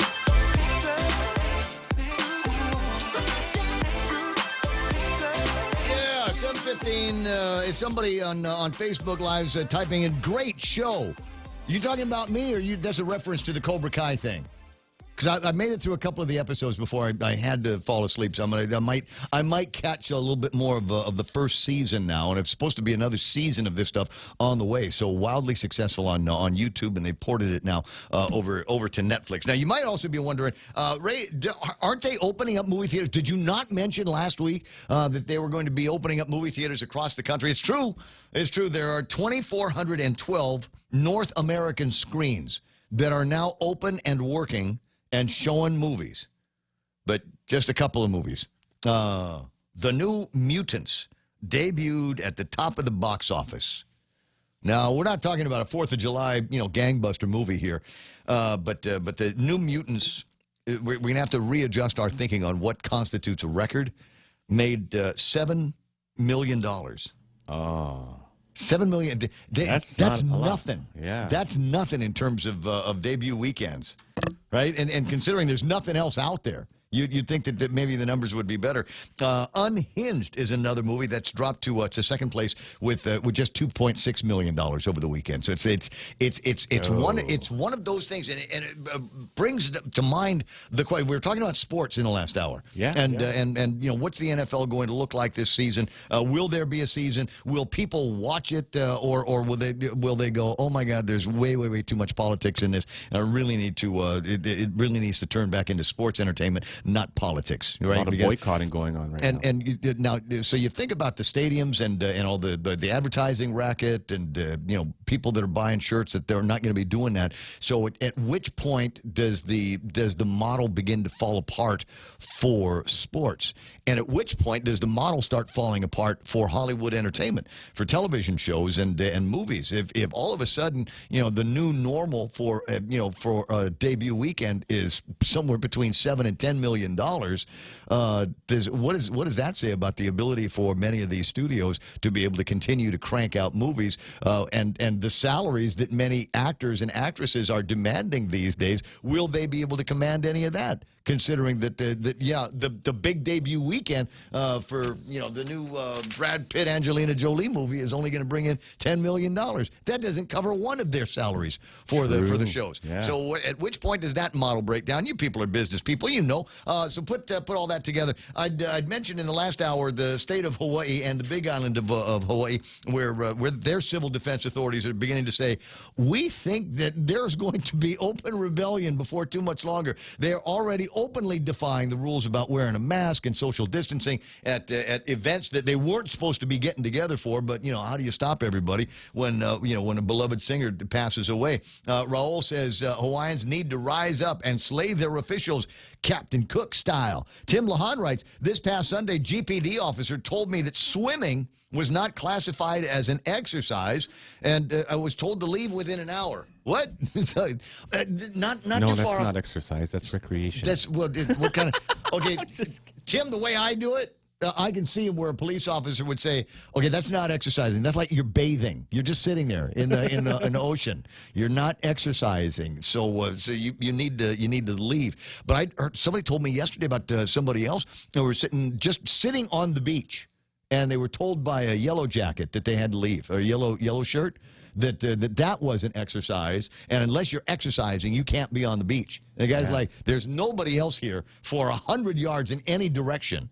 And out of an abundance of caution, decided it was best if he just moved and got out of the guy's line of sight. You see those yellow shirts? You better start doing crunches, plank, something. And to their credit, they're just doing their job. They're just doing what they're told to do. It's not them that put this policy in place. Well, I'm not. But I feel for them because not real cops. No, but I feel for them because they're the ones that have to go out there and enforce it, and people are upset about the policy and the procedures. What do you do? So you go back to work and you tell your bosses, I don't know if I can do this job anymore because people are telling me I'm stupid because I'm enforcing stupid rules. So it becomes a reflection on me as the guy that's got to enforce all of this stuff. And how many more times can you hear people yell at you and say, "Yeah, I'm going to stay on the beach," and you're not a real cop. You're like a patrol boy. That's what you are. You're a patrol boy, patrol girl. But I don't have to listen to you. You call the police if you want me to get out of here. How many times before they go back to work and say, "That's terrible. I can't These do are it Parks and Rec anymore." They work for for GVB, and that's GVB's police force. The GVB's. Are they still in business at GVB? I thought, well, we know somebody from GVB, don't we? No, a couple of people at. I think they are. I think they are. But you can't disagree. It's a lousy job. Somebody's got to enforce these cockamamie rules, and unfortunately, that's what it comes down to.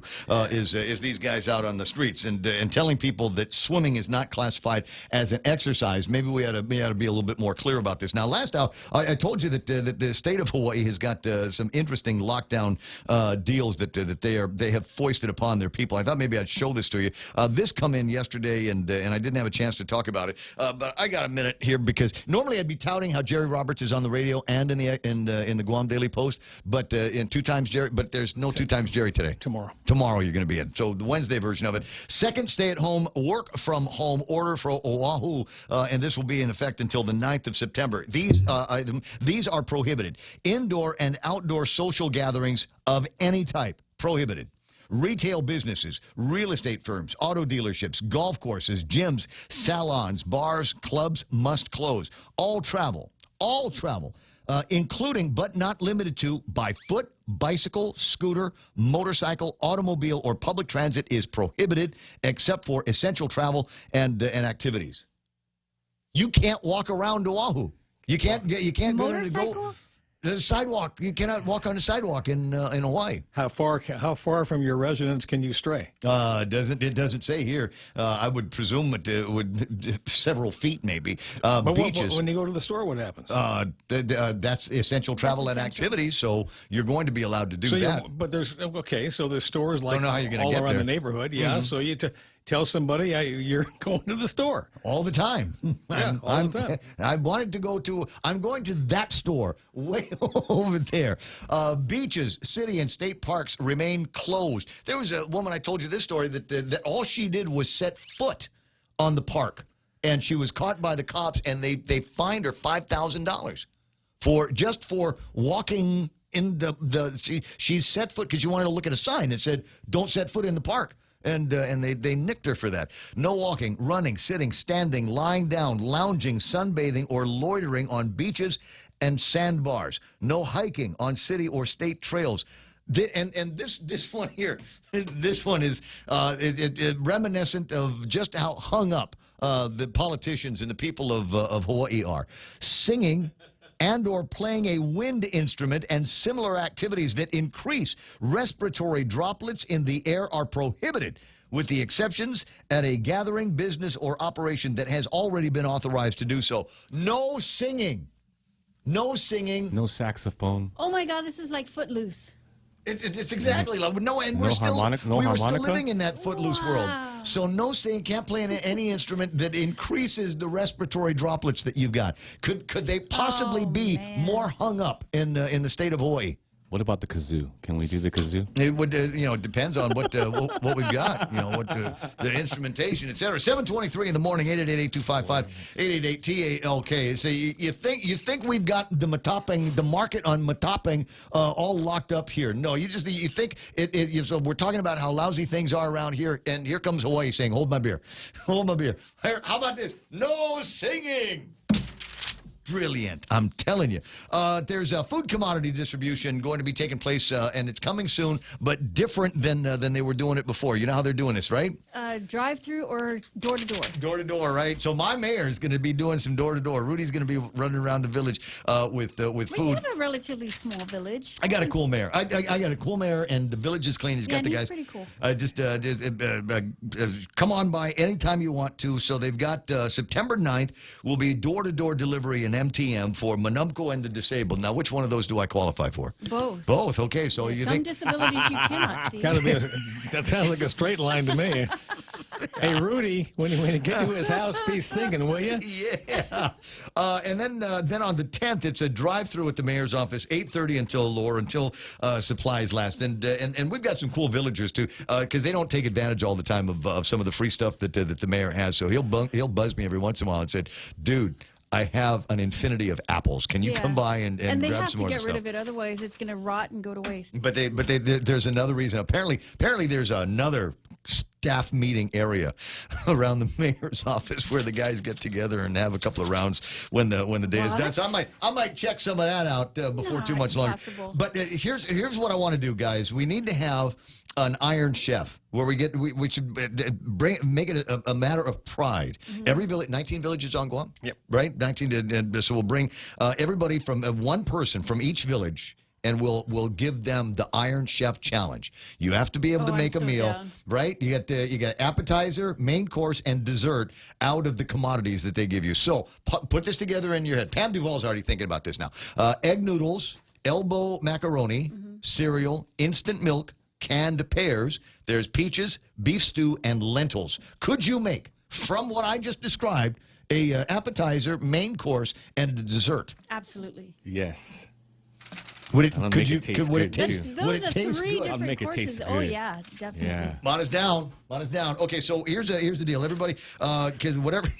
We'll work it out through the mayor's office. The DOE should start working on this immediately. 7:26 in the morning. Jerry Roberts is in the studio. Can we do 19 people? Where? Anywhere. Yeah. 19's okay? Yeah. Oh, you mean in terms of gathering? Yeah. In terms Oh, of. it'll all be virtual. It'll be via Oh, Zoom. virtual you're Yeah, doing. yeah. Oh, I thought I You have to suppose. do it from Gathering. your own kitchen. I'm sorry. Oh yeah, well, people watch those cooking shows Oh, with yeah, I do. the ones with the Chamorro girls that were using the cookbook from Gerard. Yes.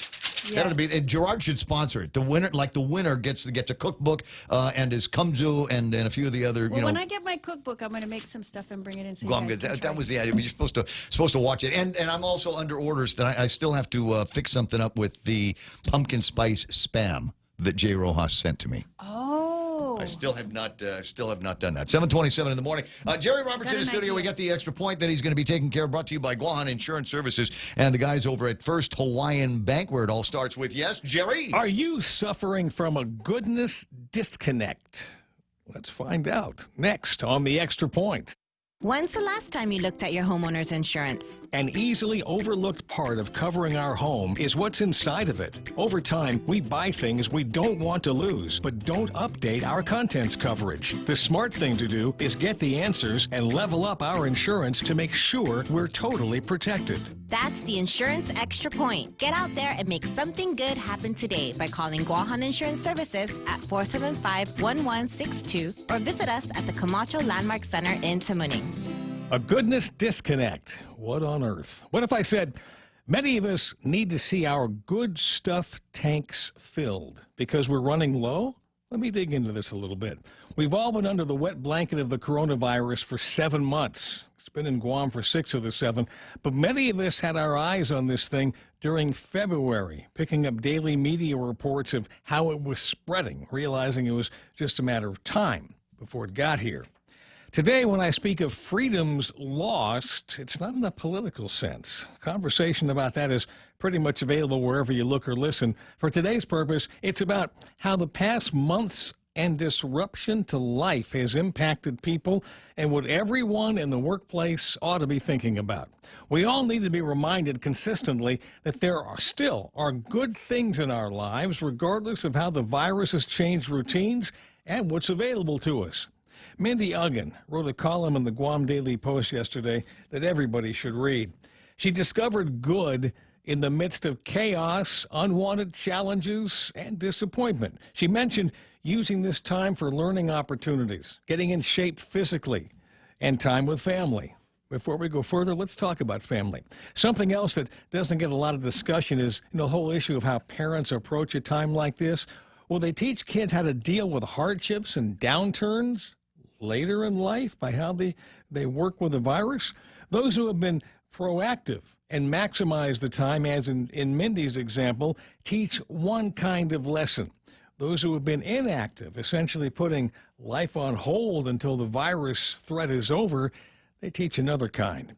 In the workplace, where do we find the good? Having a good meeting? Having a good one-on-one session with a boss? A great customer experience? Maybe a big sale? How about a new hire at a time when so many people are out of work and companies have downsized or maybe gone out of business? Would a new hire be a good thing? If you're familiar with what a vision board is, a visual reminder of goals and objectives, some people are now putting together quote-unquote good stuff boards. Pictures of clients and you conducting business, printouts of positive emails and texts from customers, accomplishments, fun things that have happened during the month. If you do this, make sure you wipe the slate clean for the good stuff board at the beginning of each month. Starting over with that clean board will make you want to immediately get something on the board to start filling it up again. Once you start this process, don't stop. Make it a focal point of the positive things taking place in your organization. We don't know how long this COVID situation is going to last. Until it's gone, look for the good stuff and don't stop looking. And don't look alone. At home, get the family involved. At work, encourage everyone to contribute to those good stuff boards. And the more we focus on the good stuff and supporting each other, the better we'll all be able to handle whatever it is that's in front of us.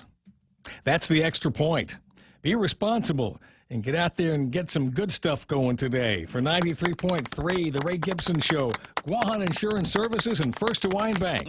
I'm Jerry Roberts. 7:31 in the morning, and it's important that you keep a catalog of all the good things, because otherwise you'll forget it. You will get lost. I keep telling everybody, the smartest download that I've ever made was a handheld journaling tool called Journey, and you can download it for the Android and for Apples, and it might cost you a couple of bucks to get the good version, but I get the good version because it allows you to save more pictures, and that's kind of the point here. Is you might be sitting around going, "What a terrible day today is."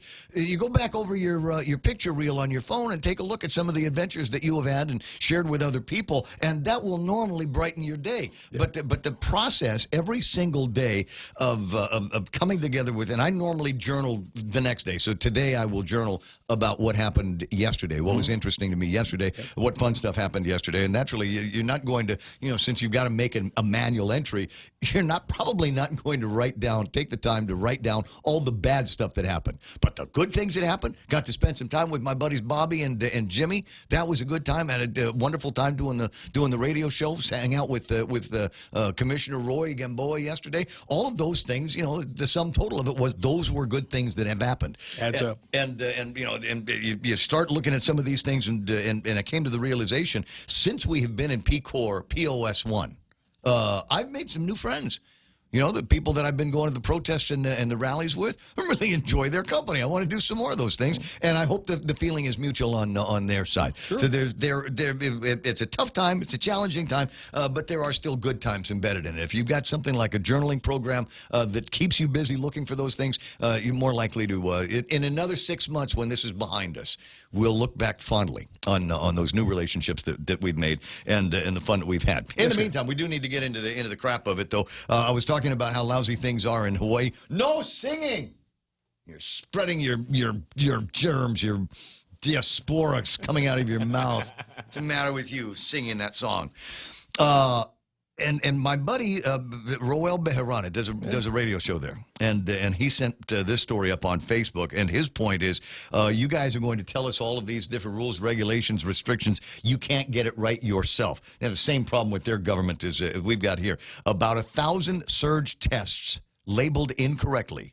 Impacted individuals are urged to retest. Honolulu is in the midst of a couple of weeks of surge testing, trying to get a handle on the disease. But KHON learned that some of the tests from the Kaneohe site on Wednesday weren't labeled correctly, and those who were impacted are being urged to retest. The results from last week's surge testing are still not publicly available, and for some, those results may not come as soon as they thought. We learned about 1,000 of the surge tests that are apparently not labeled correctly because Honolulu Fire Department did not get the correct guidance on how to label them. So all these people, maybe some of them with symptoms, wondering, do I have it? Do I have it? Or do I was talking to somebody, he's got COVID. Do I have it? Do I have it? Sure. And now there's our common friend here that works at the radio station. Did he ever get his results? Yes, he finally got the 2 weeks later. 2 weeks later. So what was the point of getting tested at all? Right? So that's where we are here this morning. Jerry Roberts in the studio, and I appreciate all of the extra points, especially the ones that are relevant and meaningful to me. And I hope that one was for you as well. It's time for the 7:30 news, being brought to you by Top End Pest Control. Talking about good things. For all of your pest control needs, call them at 487-5657. Loli Cammett of Remax Diamond Realty. Give her a jingle for whatever real estate concerns you have at 688-6743. And 730 News also brought to you by GPSI Guam. Al and his team ready to help you get exposed to all kinds of other businesses doing business with the military buildup. Give them a call a little bit later on. 7:35, now news with Montesilva Tyron. 48 new COVID-19 cases reported yesterday brings the island's total number of cases to 1,395 since March testing began. 38 people are in the hospital, 5 of them in the intensive care unit. The Federal Emergency Management Agencies approved Guam's request for assistance, and in the next week, we'll start to see some backup for our medical personnel. They'll assist with the Guam Memorial Hospital and public health for at least 30 days. And senators at the 11th hour were able to pass a $950 million spending package for the government of Guam. The budget will guide GovGuam through the next fiscal year. The governor says she still needs time to review that bill in its final version. She wouldn't say how she expects to act on it. And those are some of your headlines here on The Point. Thanks very much, Mona. 7:36 is iConnect time. They open next door at about 9:30 this morning, take you through whatever your interconnections and the internet needs are going to be. Smart move is to call them before you go. Have somebody waiting for you at the door with the hand sanitizer and the thermometer gizmo, which we love actually pointing at your head. So check that today. Call 888-8888. Becoming a homeowner can be a scary process, but it doesn't have to be, especially if you have the right guidance. Break through your fears and go to a real estate professional that will ensure a higher chance of success. That person is Lolita Camet of RE/MAX Diamond Realty. Lolita also specializes in commercial leasing, land sales, local residential sales leasing, and military and corporate relocation. Don't be afraid. Call Lolita Camet from RE/MAX Diamond Realty at 688-6743. That's 688-6743. NANBO Insurance Office is closed to the public until further notice. If you've got insurance questions or concerns, check them online, nanbo.com on the World Wide Web. 7:37 portions of the program also brought to you by American President Lines, APL Global Presence with a local home. $5 foot long, pile high with veggies. They're back. Any footlong is a $5 footlong when you buy one at regular price. At participating locations, Subway, eat fresh. What happened there? My button's sticking. Got quiet for a second. I could hear myself breathe, and it's a scary, scary thing. All right, hold on. Before I get the traffic gizmo up on the screen, I wanted to pop this up. I was talking about my friend Lena McAfee and the great photographer that she is, and we got a beautiful seascape, and you might be able to make out at the bottom left-hand corner her signature there, so you cannot steal it. It's hers. Lena McAfee sends that up this morning, and just another reminder, as Jerry says, you look for the good, and we got such a beautiful place, and maybe with all of the COVID-19. As long as there's no yellow shirts or cops around, I guess opportunities abound for you to go and enjoy the sunrises and the sunsets and our ocean life. All right, traffic gizmo, and I got it trained on what's happening down at Big Navy in Sumai. Let me zoom in a little bit and see if it's as bad as I thought, as it usually is around this time. And it's not. A little bit of traffic getting onto to 1 and 2 from down there. A little bit of traffic on the back gate, but otherwise everything looks like it's running fairly smooth and groovy down there. Don't see anything north and southbound all the way into the downtown Agutnia area. Don't see any major problems for you as you get into it. Where's that redness? I see redness. Is that 8, 10, and 16? No, it's wait. Yeah, I guess it is. All right, 8, 10, 16. That area there, a little bit of traffic congestion between the gas stations, but that feels like it's normal for around this time. A little bit of intersection traffic up north on Marine Corps Drive, making your way from Waisang Song into the Payless area. And what's this? Route 9 and 10. A little bit of action. Looks like the what is it? How do you say that? The rear, not the main gate, the back gate. North Gate? North Gate. Yeah. Northern Gate at Anderson Air Force Base. Thanks for writing that down and remembering it for me. It's 7:39 right now, traffic on the point. Woo-wee! Just take a gander at them tender and juicy fall-off-the-bone St. Louis ribs. Heavens to Betsy! What is their secret? It's bursting with so much flavor, I can eat them all day long. Come see for yourself, y'all. These fine slabs of hunky-dory, mouth-watering ribs are only available at Circle K. Circle K. Take it easy.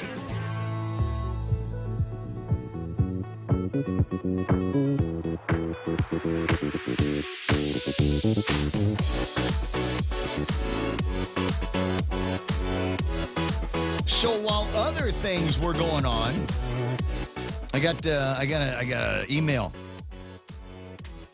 from the Republican Party of Guam. And they're mad at me because there was too many birthdays going on in the chat yesterday, and I said no more birthdays. And the person whose birthday it was left the group.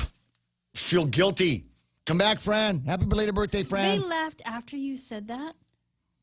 Well, I was trying to get them to focus on the budget. Anyway, today... They ruined their birthday. Oh, my gosh. I suck. I'm terrible. So whose birthday was it? It was Fran's.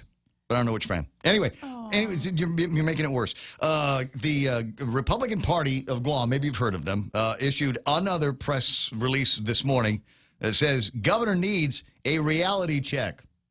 If there was one thing that Governor Lulian Guerrero expressed yesterday afternoon during her press conference on a recent audit of the fiscal year 2019 finances, it is that she needs a reality check. First, she's touting financial success based on a budget plan adopted in 2018, even prior to her election as the island's MAGA Haga Gaga. The governor also fails to state that upon taking oath, she separated government entities that were previously consolidated with the intent of filling additional director and deputy director positions. The staff at Adelup took starting salaries that were drastically higher than their predecessors in similar positions. She's also requested for an unprecedented billion-dollar budget for FY 2020. And then it goes on to talk about some of this other stuff, the BPT, and during the press conference, the governor stated that her fiscal team did a better job in cash management versus the previous administration. But the fiscal team is all made up of people that she got from the previous administration. Lester Carlson did not start with the Leon Guerrero administration, and neither did Ed Byrne. Ed Byrne was the master of control over at the Department of Administration in the waning days of the Calvo administration. So if there's a success, it's from people that Eddie hired, not you. I love this. Actually, I think Carl Gutierrez hired Lester. I think he goes that far back. In fact, I'm sure he does. While the governor was touting this evident success she feels she has accomplished, what she fails to recognize is that over 35,000 island residents have lost their jobs. Hundreds of businesses have been asked to close their doors. She wants to let them know that their government's finances are in order, but she doesn't seem to care if their personal finances are in order, as she has done nothing with local funds to help our people. Lastly, Governor Leon Guerrero lied when she said that no employees were laid off or experienced reduced hours during this pandemic. Did she really say that? That was part of the... She said nobody got laid off or furloughed? Oh, man. Maybe she's referring to in the government of Guam. Yeah. Who cares about that? There's 37,000 people out. Has she met Dave Del Sola? Dave, do me a favor. Let her know how many people have been laid off and furloughed as a result of the COVID-19 and all of that. Governor Leon Guerrero certainly needs a reality check according to that. 888-825-888-TALK. If you follow me on Facebook, there's a very good chance that I urged you online to go on and fill out not a survey, but fill out a petition at change.org. And the reason why is because it is calling for something that I have been asking for quite some time, and that is a town hall. It's 7:43. Is that Michelle on one? Let me bring in the author of the change.org petition circular, and that is candidate Michelle Armenta. Biba, as we say. Good morning. Good morning. How are you? Pretty good. How are you doing? You know what? Never better. Thanks very much for asking. And I sent out a couple of charges up on social media yesterday to try to get people to go to change.org and sign off on your petition, asking for a kind of a town hall. We've got a lot of people with a lot of questions, and unfortunately, the only answers seem to be coming from the occasional and sometimes confusing press conferences that the governor has. I think there needs to be more. So I am certainly behind your quest to get some kind of a town hall going. How is that happening? How's that working for you? It's actually feeling pretty good. So we got 30 more signatures yesterday. So we're at 228. So I was hoping to get to 200, but it's going pretty good. And I think that after this, I think we'll get a few more. So I'm going to hold off on submitting my request for a town hall to the legislature. I think maybe until tomorrow. We'll see how many more signatures we can get, because obviously the more the better, and the stronger it would be, because this is something that just needs to happen. Now, among the things that I and others have been talking about, you look at 228 brave souls that put their information down on a change.org petition. There are a lot of other people that would like to see a town hall, but for some reason, Michelle, they seem to be afraid or uncomfortable with the idea of taking, I don't know, even the smallest of stands to ask questions that I think are relevant. Well, I don't know if you would consider that the smallest of stands, because when you're going out somewhere to hold up a sign and, stand for what you believe in, you at least have the ability to wear a mask. See, with the petition, your name is on there. I mean, first and last, and an email address, and you can even leave comments. So you really can't hide behind anything. And that's for some people that's okay, but I'm surprised. I guess the point that I'm trying to get to, Michelle, is I'm annoyed and surprised at the number of sheep that we've got. There's all kinds of people that will go on social media and harp on the administration, harp on the physicians advisory group and the business advisory group, and say we can do better, we can do better. But then you say, okay, well, put your name down in a petition. They're like, no, I'm afraid. Well, I would like to think that they just haven't seen it yet. So, and that's why we're talking about it on the radio, right? There we go. All right. Well, fair enough. Fair enough. If you're interested in putting your name and first name and last name and an email address and support Michelle and others in this community, asking for something as simple as just a town hall. I think we'd all like the opportunity when we've got the physicians out there and we've got the people in the Office of Homeland Security and Department of Public Health. We'd like to ask our own questions, and we'd like you to defend those positions to us, not necessarily to the 3 or 4 media people that might be on the Zoom. So go ahead and sign up. How do people do that, Michelle? Well, I guess the easiest way is just to get on your Facebook page. If not, you can get on my Facebook page and just click on the picture. You'll see a picture with, it says close, bar is closed until further notice. So I think it really tells the story right there just by the picture. Click on that. You can read basically what it's all about. Now, just so everybody knows, this isn't just so we can harp on the government. This is really just so that we can get together with our leaders and come up with a plan, because I know that's the main concern right now, is that there's no communication. So we need to just communicate with them. They communicate with us. And because I've spoken to these small business owners, and they're not getting really any guidance. They got a little bit, but it's really not enough. And they have questions. They tried calling, 311. They tried calling people. And they're not getting any answers or any responses, or the phone line is busy. So I think that we just need to get together, get this over with, and just communicate. And we'll come up. If they have a plan, then we need to hear what it is. And they need to clearly, the business owners need to clearly express their concerns, and our leaders need to clearly express what it is that they have planned, what their expectations are. And we just need to come together. Well, I think, in terms of plans, I think they're still kind of upside down on that. I don't think they've come out with anything other than if somebody gets a COVID-19 booger, we're going to have to shut everything down and go back to PCOR 0.5 and put restrictions on people, as opposed to how are we going to learn to live with COVID-19? How do we identify the likely victims of this and keep them isolated from the rest of the population, the working population? How do we get people back to work without the stop, start that we've been experiencing since March of 2020? I think there needs to be something a little bit more consolidated and get with people that have got a longer view than just, what happens when we got, 48 or 50 people checking in positive on these tests. Okay, we're going to get positives. We know that's going to happen. What then? And then what are we going to do to harden our health and security systems? I'm upset that we've had 5 months and virtually unlimited amount of federal money, and we still don't have working air conditioners over at the skilled nursing unit, and we haven't done a whole lot by way of making sure that we've got the people that can man the ICU beds and the ventilators. I think that should be part of the plan discussion as well. Yeah, there's a lot to talk about. Absolutely.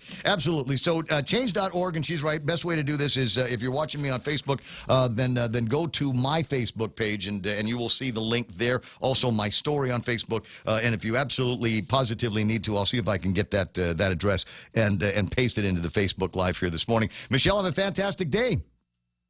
Well, thank you so much. And you can go to my Facebook page also. So Michelle Armenta. Gotcha. Are you waving these days? Are you out doing any politicking, any campaigning? I'm being a good girl, and I'm staying at home. Just like the governor said. 10 away from the top of the hour. Michelle, I'll talk to you pretty soon. 888-8255. 888-TALK is the telephone number around here. Change.org. And like I said, I'll put the thing up before you know it, and you'll be able to put your name down. If you're not scared, if you're not afraid, because I get it. No, I don't get it. Why are there so many people afraid? What are you worried that you're gonna put your name on the change.org deal, and there's somebody over at Adelup, right? And they're gonna go, that's Joe Cruz. Do we have any Cruzes working in the government of Guam? We're gonna fire all of them. One Cruz is making me triggered, so I'm going to fire all of the Cruzes in the government of Guam. What else? Who else is down there? We got That's like 75% of Guam. We got who's that? Ray Gibson? We're not shopping at Gibson's anymore. No more. We're going to taxing Gibsons now. We're going to double tax on anything last name Gibson. See, if you sell Gibson guitars over at American Music, we're going to double tax on that because Ray Gibson had the temerity to put his name on You're the the reason I didn't get my stimulus yet. That's right. Yep. That's right. My Silver Tyrant. That's You are the Tyrant. reason. That's Melissa Tyrant. That's Democrat, right? Of course, they're going to put their name on the change.org deal. Well, Fire all the tyrants.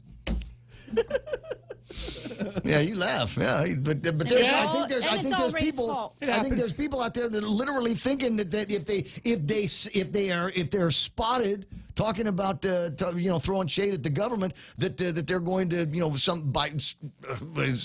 canceled by the government, and I don't think that's going to happen. I don't think. Maybe if you're inside the government of Guam, it will be easier for you to get thumbed down. But I think if you're out in the regular community, if you're just a regular old citizen, if you're just a member of what's the subject? If you're just a subject of the royal family, then maybe you've got a little bit less to worry about. Yeah, hide in the crowd. 752. Oyal Niradikel has done outstanding work over at the Guam Daily Post, getting some video conferences and some interesting Q&As, and a very interesting one that she did yesterday with Dr. Rick Eusebio.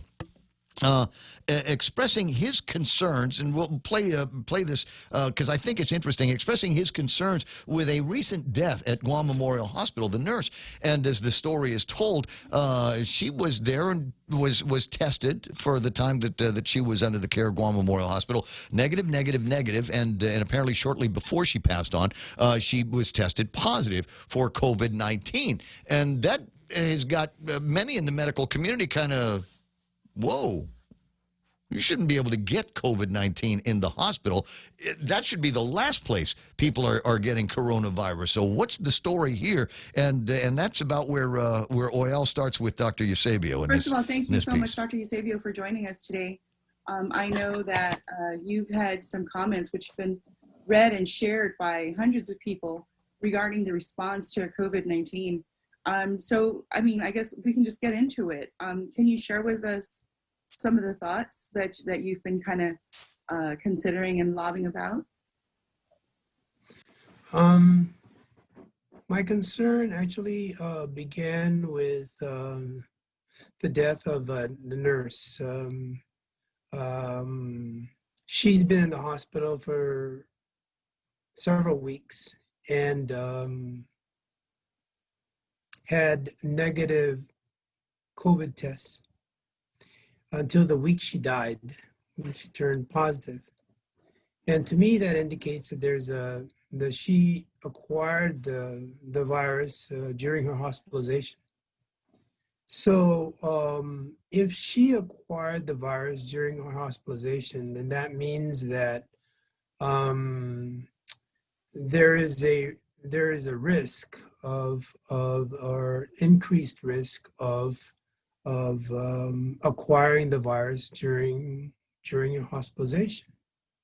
Now, what we're doing is those patients that are symptomatic, or those patients that have been found to be COVID positive requiring hospitalization, are being funneled to GMH. So we're telling the public that if you're sick, you need to go to this hospital and you need to be taken care of in this hospital, yet we're not being informed in regards to what is the risk for that patient of acquiring the virus. If the patient, let's say, turns out not to have a COVID infection, what is their risk of acquiring the infection? My suspicion is that the risk is a lot higher than being out in the community, certainly. And if it is, then what are we doing about it? What is the hospital doing about it? I'm concerned about patients currently who do not have the infection yet are in the hospital. So if the risk of being in the hospital is increased, the risk of getting the COVID infection is increased in the hospital, why are you keeping those patients, specifically the pregnant patients, OB patients, the pediatrics, those little kids? Why are you keeping them at GMH? It's not like you don't have any other options, because you can take those same patients and transfer them to GRMC. Why aren't you doing that? Why are you increasing the risk for those patients and keeping them there? What's the reason? So I'm concerned about that as a physician in the community, as a physician who takes care of a lot of these patients. I need to know. Right. And Because have you raised concerns, sir? And I'll go ahead and you can go to Guam Daily Post's space on Facebook and watch the entire thing. But it's an interesting question, and made that much more interesting in my mind because it comes from Rick Eusebio. He's not one of these stand-up, look at me doctors. You know plenty of those guys. He's a little bit more of a behind-the-scenes bloke, and he's asking the question, wait a second, what are the likelihood if GMH was supposed to be the COVID-19 hospital, right? So if you don't have COVID-19, don't go to GMH because the chances are pretty good you're more likely to get infected there than, as he said, any place else in the community. There's more to the conversation, and I think Oyal asked the question, what are you recommending for your patients? And he's like, go to GRMC. If you get sick, go there. If you can get seen over at Guam Regional Medical City, go get seen over at Guam there, as opposed to Guam Memorial Hospital, because there's a chance that you might be exposed to COVID-19, might actually get it there. And it brings up a couple of other questions. Obviously, you go through, okay, what is GMH doing about this? Are they doing anything? Are they doing mass testing of everybody at Guam Memorial Hospital to find out who's got it, who might be exposing that to patients who are there for one thing, but then all of a sudden find they've got COVID-19? It's a very, very interesting set of conversations, I think, that come from that. And so if you've got something going on, man, remember we were telling you yesterday, people over at the hospital were saying, it's peak hospital time. Don't get sick. Don't step on a nail or cut yourself with glass or cut off a body part with a chainsaw. Nothing like that, because if you come to Guam Memorial Hospital, there's going to be a significant wait time. Might not be able to get to you because we've got a lot of COVID patients. I think, what's the number? 38 or so COVID patients that are hospitalized right now? 36? 36, and a couple of people in the ICU, somebody on a ventilator out there. So they've got their hands full with COVID patients. But there are other reasons why people are going to Guam Memorial Hospital for it. And maybe you better wear your mask and your gloves and your PPEs. Maybe you need to be as dressed up as the doctors and the nurses are as you walk into that particular place. I've got some thoughts on that. I know my buddy Dr. George Macris has some thoughts on it as well. So he'll join us in the next hour of the program, and we'll spend some time talking to him about that particular case that Dr. Eusebio is talking about. But also, I wanted to see if I can get to the ground on something. The CDC quietly, but a lot of people picked up on it, says that there were 6%. Is that what the number ended up to be? About 6% of the people, of those that have died, only 6% have died only from coronavirus. The other 94% had comorbidities and the coronavirus. So does that mean that that the situation is a lot less dramatic as we have been led to believe? Because I'm of the opinion that we've been duped this entire time. And watching the CDC walk back on some policies just makes me feel that way even more. We'll talk with Dr. Macris in the next hour of the program. In the meantime, it's 8 a.m. The radio station's KUSG. Again, 93.3. We are The Point. It's happening on your watch. I'm Lisa Lacera, Fox News. Democratic presidential nominee Joe Biden fires back at President Trump, who has blamed him for the violent protests in several large cities across the country. In his first big speech since the DNC, former Vice President Joe Biden spoke out against recent protest violence from a steel mill in Pittsburgh, telling people they know him. You know my story, my family story. Ask yourself, do I look like a radical socialist with a soft spot for rioters?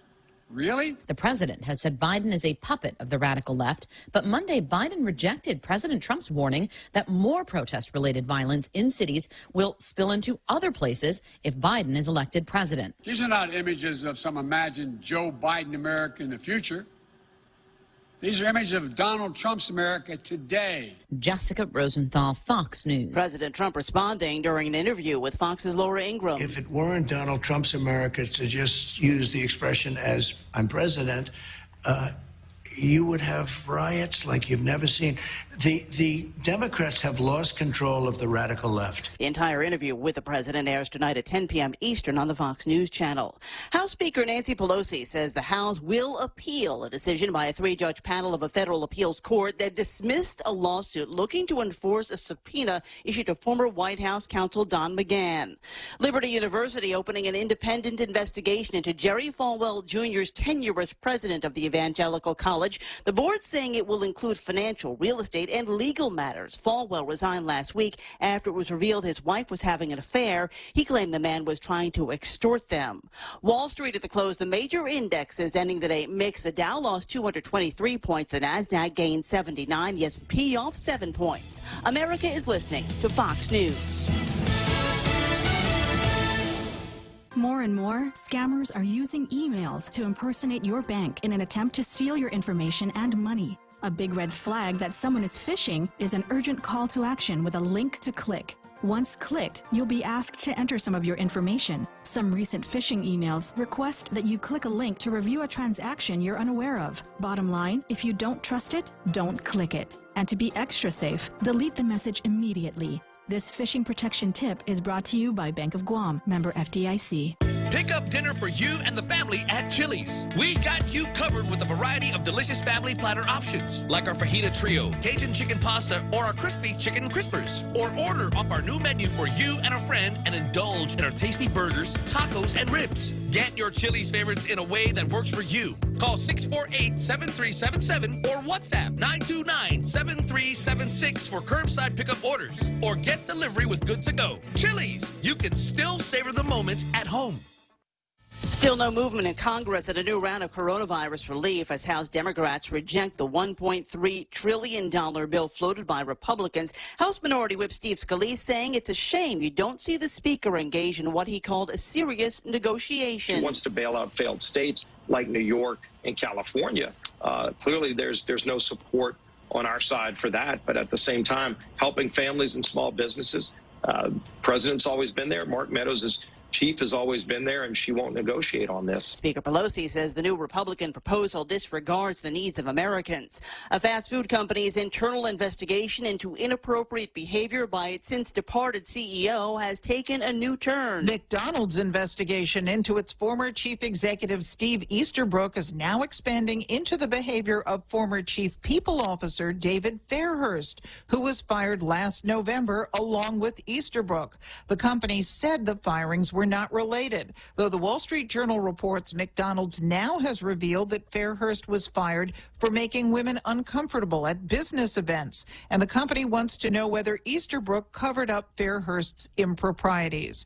Easterbrook's attorney has said the attempt to make him repay severance is meritless and misleading. Ginny Cosola, Fox News. John Oliver upping the ante in his mock feud with the mayor of a Connecticut city, offering to donate $55,000 to charity if he follows through on a joke to name a sewage plant after him. It all started August 16th when Oliver went on a profanity-laced rant about the city of Danbury on a show last week tonight. Mayor Mark Boughton responded by unveiling his plan to rename the sewage plant after Oliver, but later said it was a joke, prompting Oliver to offer the charity donation. Boughton said they are considering the offer and plan to release a response by the end of the week. I'm Lisa Lacera. This is Fox News. You've got a job to do. Having the right equipment for the job is critical, and East West Rental has the exact tools you need. Get it done faster with the right stuff, whether it's landscaping tools, concrete tools, lifts, trucks, lights, generators, trench boxes, welders, tents, tables, and chairs. They're here to help you tackle any project you're working on, big or small. Open Monday to Saturday, 7 to 5, closed Sundays. Find what you're looking for at East West Rental Center in Upper Tumont or call 646-1463. $5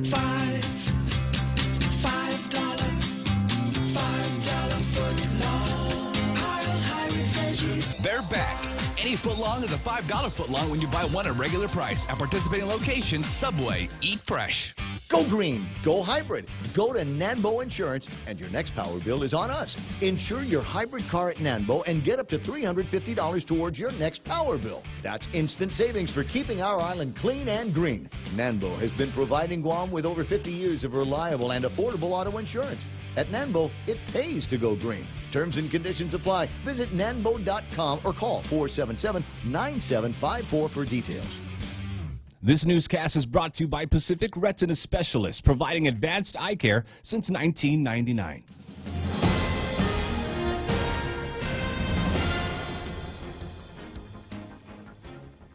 Half a day, it's 8:06. I'm Mana Silva Tyron with a look at your local news. On the point, 48 new COVID-19 cases reported yesterday. It brings the island's total number of cases to 1,395 since March, when testing began. 38 people are in the hospital, with 5 of those people in the intensive care unit. Yesterday's count, again, was of 48 positives. That was of 428 samples that were taken. Now, majority of the new cases came from GRMC, which reported 18, and private clinics, which counted 14 individuals who tested positive. And with the news that more people are testing positive for COVID-19 at the hospital and the recent death of a hospital nurse at GMH, there's concern with the safety of GMH. Guam Dr. Rick Eusebio wants to know what's being done to reduce the risk of infecting non-COVID-19 patients at the Guam Memorial Hospital. Eusebio, in an interview with the Guam Daily Post, points out that the nurse had been in the hospital for weeks and had tested negative numerous times for the virus. It wasn't until the week that she died that she actually tested positive. Eusebio saying that it indicates that she acquired the virus during the hospitalization, which means there is an increased risk of acquiring the virus at GMH. The hospital administrator says the death is under investigation. Eusebio also says non-COVID-19 patients at GMH should not be subjected to the same increased risk, or there should be some means to prevent them from getting the infection. The report is in the Guam Daily Post. Meanwhile, the Federal Emergency Management Agency has approved Guam's request for assistance, and in the next week, we should start seeing some backup medical personnel arriving on Guam. In a report by PNC, the Region 9 coordinator will oversee the operation. The additional personnel will be for 30 days at least and will give assistance to GMH and public health.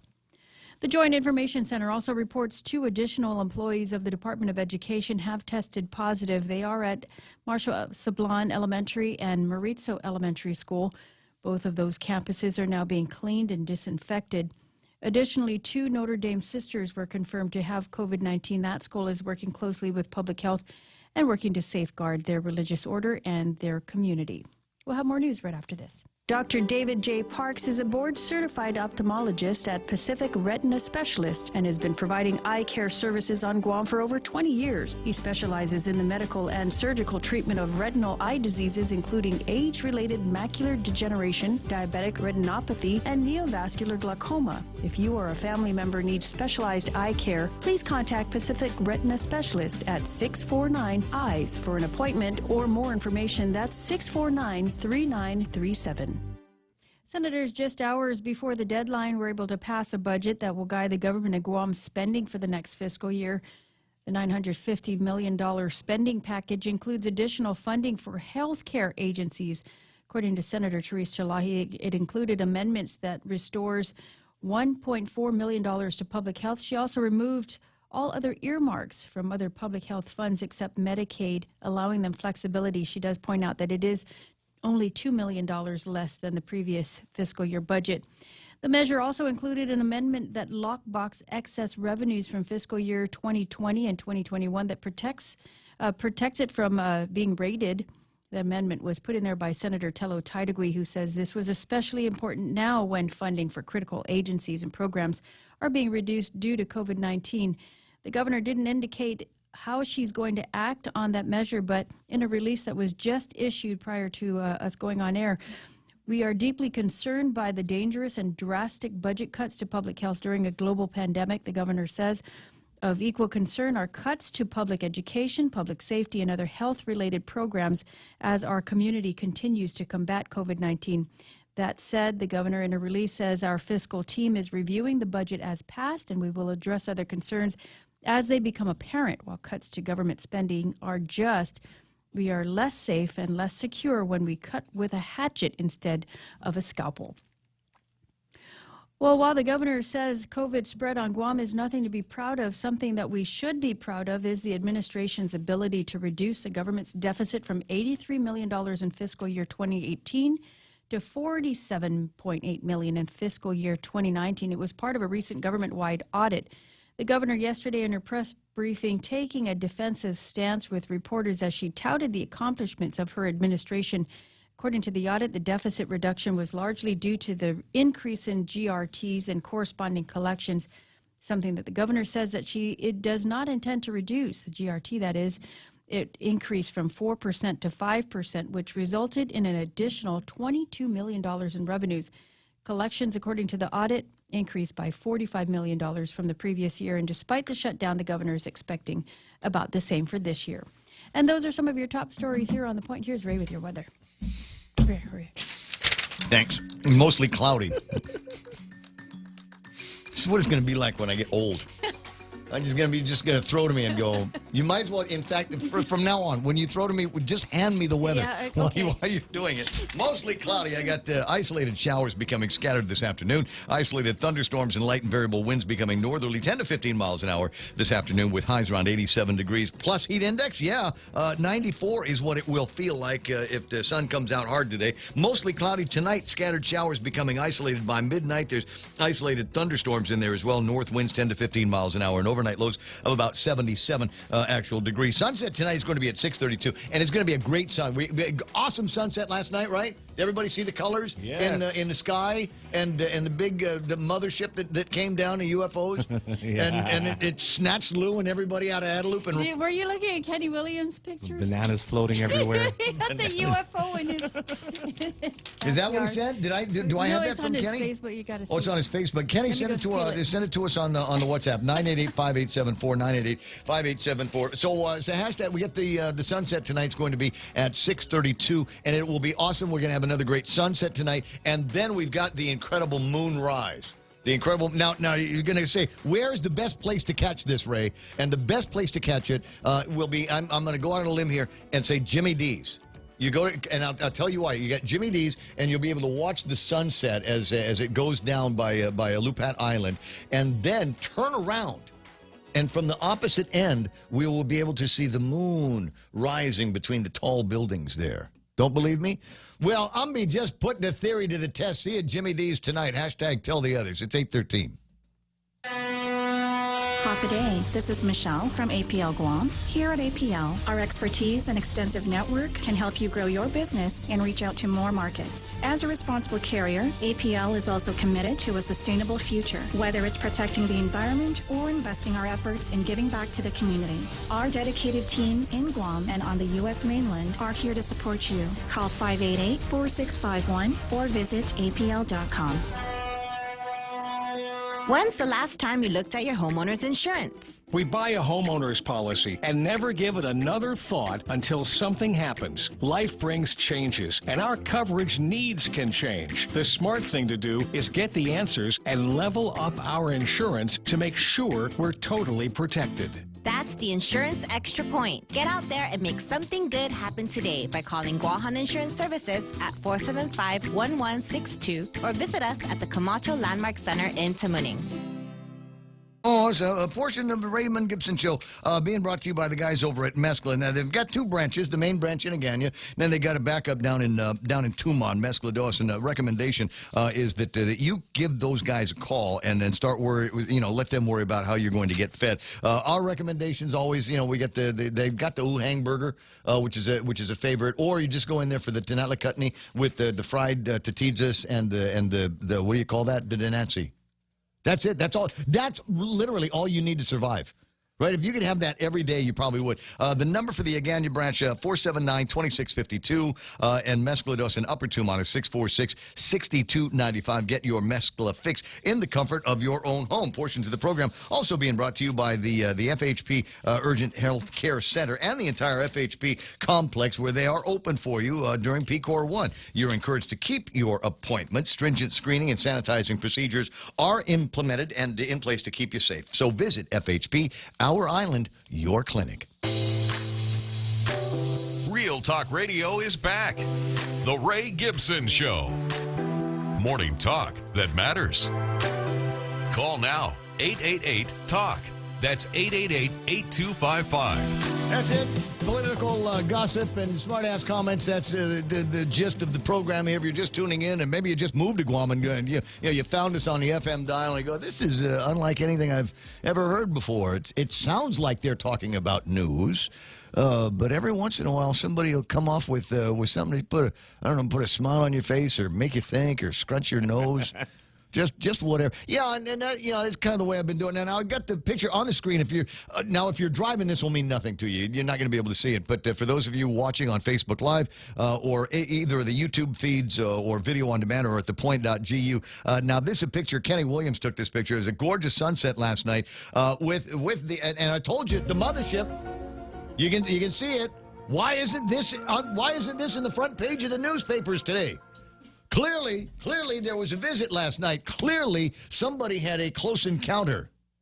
Yeah, they heard we had the best bananas. We are not alone. Bananas. They're there they are, zipping around the unfashionable section of our solar system going, I really like a banana right now. Now, let's go to the little water planet. Who's on the entire planet, who's got the best bananas? And then they picked up the recordings of the governor's press conference yesterday. Said Guam has got better bananas than the team over at Australia. Sounds like my mom. Take a banana, boy. She's always telling me they're getting rotten. It's good Take for you. a banana. And I don't know. I've never really had good luck with bananas. Is that the doctor on the line? It is. Okay, we'll get to him in a second. But because I think my story and my anecdotes are more important. There's a thing that you got to do when the banana comes out, right? So you've got the thing will come Comes out of what? Out of the tree. Oh, bananas grow on trees. You heard? When it's born from the I tree. have banana trees. Okay, so now when the it doesn't come out. when the purple thing comes out. Okay. Are you supposed to cut when are you supposed to cut it? Are you supposed to open it? There's something you got to do with that, right? You can put it in soup. Well, I've heard that. I've heard that, and the nectar that comes off of that is just unbelievably sweet. I have some in my fridge. Do you the nectar? The purple thing. That heart, it's like a heart. Okay, rate. but do you cut that off? Is there a point where you don't need that anymore, and you're just worried about the bananas that are growing on that? Oh, I don't know. And when do you know the bananas are ready to cut off the tree? It's almost yellow. Well, almost, and then you almost, cut but it not off and quite. then leave it on the stalk, and we put it on the table until it turns yellow and ripens. Okay, all right. So I've never been able to get there with any banana But you don't tree wanna I've pick ever it too owned in my green. life. Don't want to pick it too green. Yeah. Okay, so just kind of there's a sweet spot. All right, maybe the doctor knows. Maybe Dr. George Macris on the line. Good morning, Doc. How you doing? Hey, good morning, Guam. Hey, that was a relevant conversation because, as I told you, I'm growing papayas, trying to get mangoes, got the peppers going. Yep. Now I'm going to try to grow bananas. So as listening in. what you've got to do, and I think you're friends with him, you got to find former Governor Carl T.C. Gutierrez. He's got you know, okay, so he's got at his house, at his place, he's got a mango tree. And it's the mango. It's not hairy on the inside, and it's got this little tiny sliver of a seed. So when you get the mango off that tree, it's mostly, as God intended, mostly meat. Well, that sounds good, except I'd have to smuggle it back here, and that would be a problem because they'd be watching out for me now. Right. Do you know Juan Carlos Benitez? But I have some pretty good ones growing here. I went around the neighborhood and found some of the best trees, asked the owners for plants, for seeds, and I got them going. It'll be years before they sprout, but I can always come back and pick the fruit. Right. Well, I tell you what, if need be, I'll teach you how to smuggle it because I've done it a couple of times. Don't tell your husband. 8:20 in the morning. Dr. George Macris on the line. One of the reasons why I bring him in so often is because he's one of these guys and has always been kind of my medical go-to guy when he lived on Guam. And now that he's in an exile, he's still one of the guys that, because you don't have a stake in the game here, you're one of the guys that I trust to give it to me straight. Dr. Dr. Rick Eusebio in the last hour played some audio that came from an interview that he did with Oyal from the Guam Daily Post. I thought it was an eye-opener as I was listening to it this morning when I was getting ready to come in and do this program. The idea that, and it's not a secret, I mean, you go to the hospital, that's where sick people go. And there's all kinds of disease and germs and dirts and stuff that might make contact with you while you are in a hospital. But in these COVID-19 times where it seems to me that the mitigation levels, the procedures would be kicked up a couple more notches to prevent people that are going to the hospital from catching COVID-19 while they're there would be in place. What step are we missing here? Well, Ray, that at some point that's to be expected. That happened in New York. It happened all over. You know, they can measure the COVID RNA in the air of hospitals, and as it increases in density, there comes a point where they become infective. Now, what he's saying is you know, it's very possible that Mehmet got the infection while being in the hospital. The question is, did she die from it or did she die with it, which is that whole issue now with the CDC. Yeah. But my phone is exploding now because I have sources on Guam to say the situation is even worse at GMH. And, you know, there are solutions. Wait. It's worse at GMH? So as bad as the scenario that Rick Eusebio was painting, the doctor painted in that interview, it's actually worse than that? It very well may be, or is. But one thing I have to say, GMH, the staff at GMH are doing what they can. They're doing the best they can. And they are exhausted, and they are in an older hospital that has an air conditioning system that, you know, doesn't really lend itself to, you know, proper negative pressure rooms. I mean, they can only have so many. And then on top of that, you have the asymptomatic people walking in, visiting other people. It's not to say that the patient or Mehmet caught the infection while in the hospital from hospital patients. She could have caught it from somebody else. But right now, the hospital is at probably its maximal capacity to handle COVID safely, and it's time for GRMC to do its fair share, shut down the elective procedures, and begin to open up.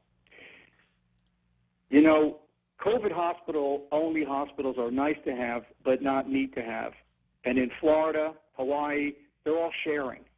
So, you know, that's the immediate solution, and it may not only just become a COVID hospital, maybe it should be the COVID hospital because it has a newer HVAC system, and I'm sure they're able to go to negative pressure rooms, in more negative pressure rooms in GMH. Okay, now, but you hit on something here that would concern me a great deal, and that is, you know, we just restrict everything to the COVID and anything else outside of life-threatening emergencies for anybody else, any of the elective procedures and things like that. We'd need to stop those. I worried that was one of the things that brought a lot of people into situations that were made more chronic because they weren't seeing their physicians, they weren't getting some of these early on elective procedures that now will become required because of the negligence. I worry about reducing the service on scheduled procedures and the like.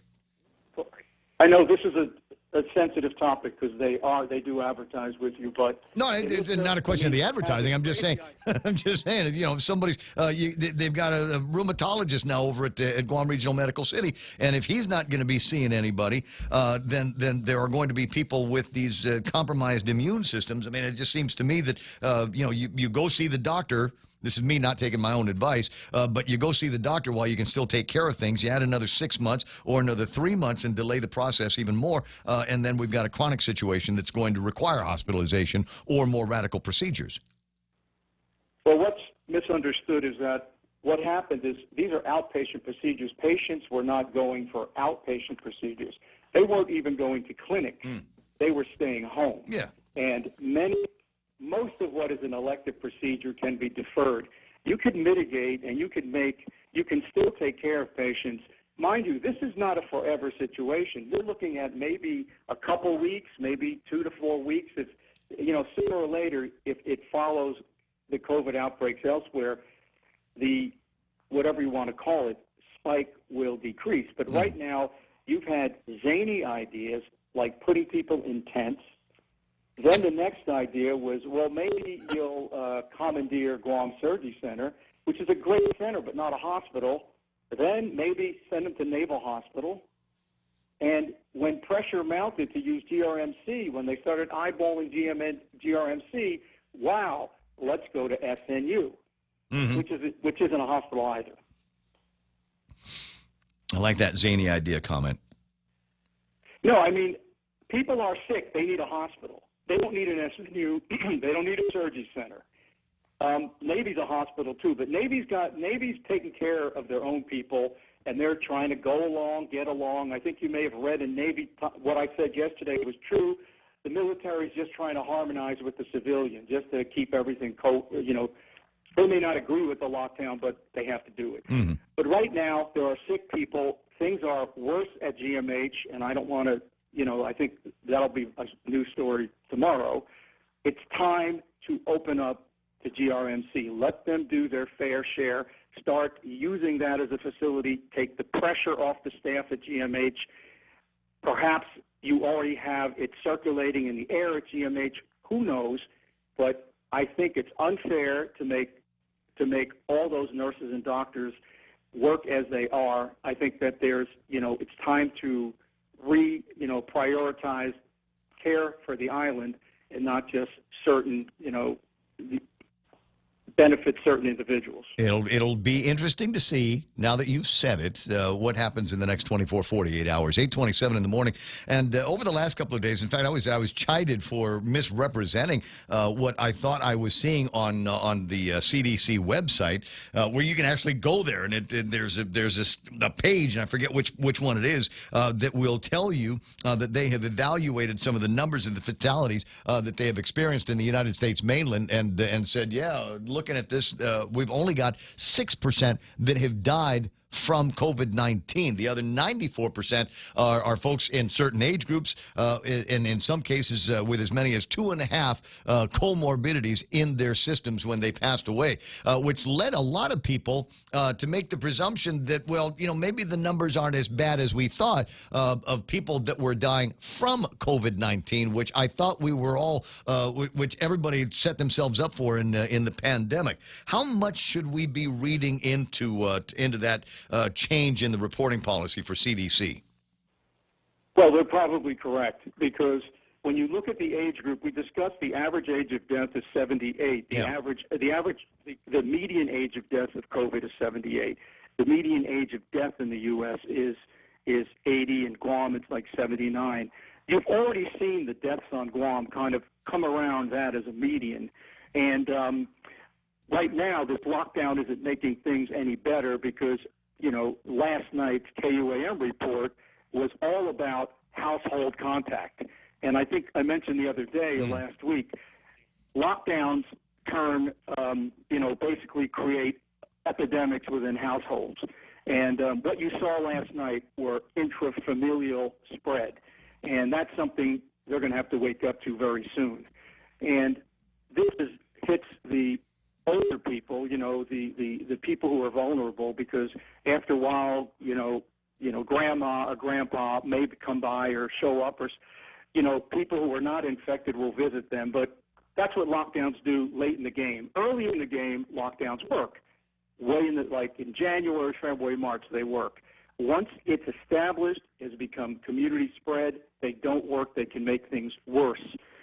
So what you have are people dying, people go to the hospital who would die anyway of other diseases, who just so happen to be infected with COVID. And I think that's what that's showing. It's being dramatized. It's a bad disease, don't get me wrong, but in the end, we're going to probably find excess deaths to be far less than were predicted. Well, when can we get to that point? Because I think there's got to be some kind of a reawakening on the planet based on actual numbers, based on actual sciences, and what would be everybody's shared experiences. I mean, this COVID-19, there's incredible data sets that are available that include just about everything that you want to know from about every point on the planet. So why aren't more professionals looking at that saying, hey, this is not as bad as we thought it was going to be in March. In fact, we don't need to be as locked down and as sterile and as mask wearing as we originally thought we were going to be. When does the globe start looking at those numbers and say, all right, let's figure out how we're going to live with this? Ray, physicians have been saying that. On Guam, they're afraid to say it because things would happen to them like happened to me. But in the mainland U.S., they're saying that. Months ago, there were physicians who came out and said, we are being forced to change the death certificates. Or people are, our jobs are being threatened if we don't change the death certificates. Yeah. And that's been known because immediately you get about 20,000 per COVID case who comes in the hospital, even if they're in for a few days, and I think around 40,000 minimum if they get to the ICU, and that may be on top of what insurance pays, if insurance pays. But that's besides the point. Everyone has known that the case reporting is off, and it's very hard to get it out of anything other than Fox News, who have been saying that. Mm-hmm. Well, and unfortunately, there's the political bias that seems to be evident from everywhere. When you look at it, we've got to figure out how to get out of this cycle so that we can figure out what the future is going to be. We cannot go into this stop start deal that we've got here on Guam for the last 4 months and last 5 months, and what I expect to continue because, as has been pointed out by many, there doesn't seem to be a plan moving forward. What is our exit strategy here? Well, the plan the government gave, like boiling water, when doctors would go to people's houses and say, oh, would you boil a pot of water? They just wanted to distract them when they were doing deliveries. Mm-hmm. I mean, right now, lockdowns don't work. Maybe we'll make things worse on Guam. I think what the advisory group report, stated they wanted that was not accepted as a recommendation by the governor was to do just a focused lockdown, that being you protect the vulnerable, you let commerce continue if there's a couple bad actors, bars or what have you, that don't, follow social distancing, wearing masks, etc. You can kind of impact them. But life has to go on.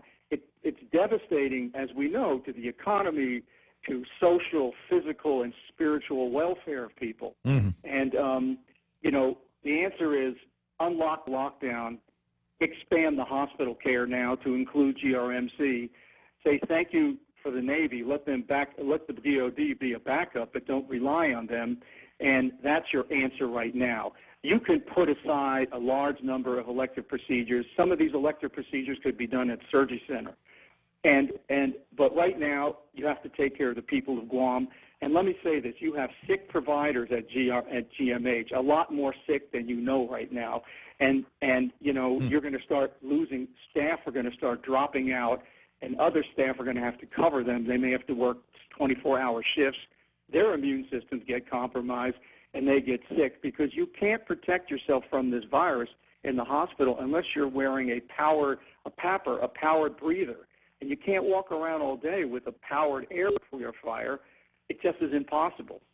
So I think you're at a tipping point now, and that tipping point's going to, irrespective of lockdown, is just going to accelerate. Well, the lady at the hospital sent out a pretty good reminder over the weekend to stay away from the hospital, stay away from sweet, sugary drinks and caffeine. I'm not sure what that last part was about, but I get there at peak.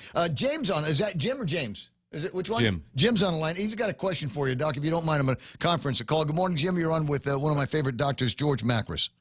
Yes, Dr. Macris. Thank you very much. My question is, Ray's always talking about depending on the military, getting a portable hospital up. My question is, why doesn't the National Guard General ask for a portable hospital or two? They got 2 helicopters over here flying around with Red Crosses on them, so they have some sort of a medical team. What's your opinion? What do you think, Doc?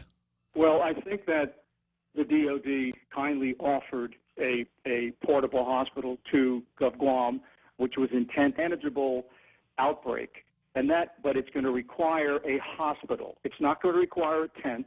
It's not going to require an SNU, and it's not going to require reaching out to Navy that already has their hands full with active duty. It requires another hospital putting in their fair share and helping the community.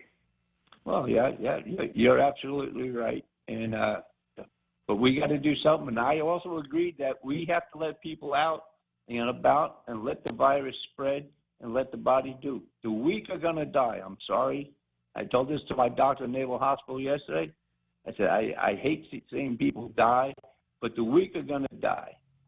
We got to live with it. Virus has been out throughout this world for centuries. Even when the Europeans came to America, they infected the American Indians here. Hello.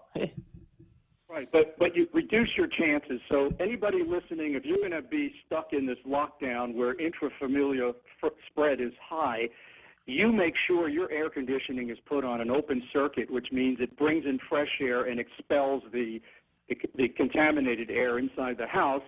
It may cost more electrical bill, but you're safer. And you also put a fan on one of the windows to pull out the air, because you can radically reduce the viral particles by a simple fan exhausting out of the household. And that's the problem with these lockdowns. You're just condemning people to live together. Hey, 20% of people spread 80% of the virus.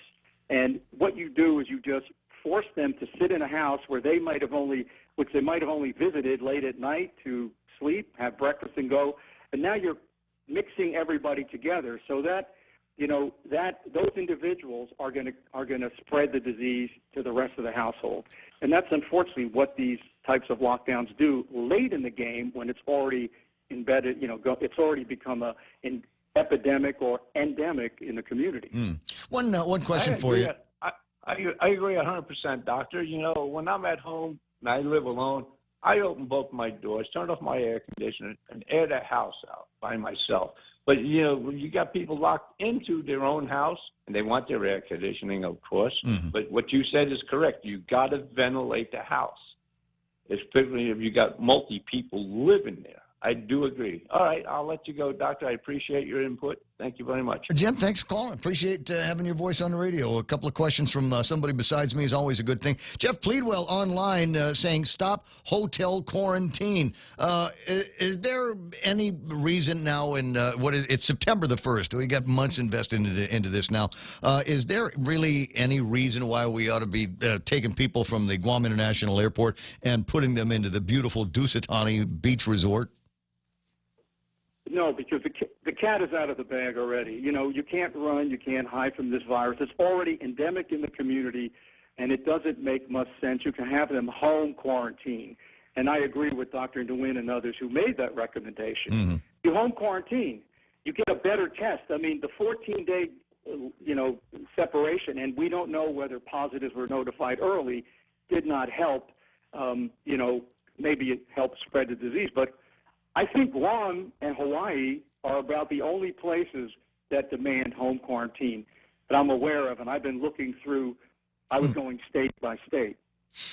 Jack's on the line. Let me bring him in for some last comments with you. Good morning, Jack. You're on with Dr. George Macris. Hi, good morning. Good morning, Doc. Yes, going back to the CDC report, especially about the data. So concerning Guam, and because you're former Navy, you were in the military also, and that I suspect, has signed death certificates yourself. So I'm just questioning the numbers. So right now here in Guam, we're at 1,000 some with 10 deaths. But if you do a Google search, the number says 2,256 affected on Guam with 11 deaths. That's because they included the personnel from the U.S. Theodore Roosevelt. So when we come down to the data, which data sets do we take?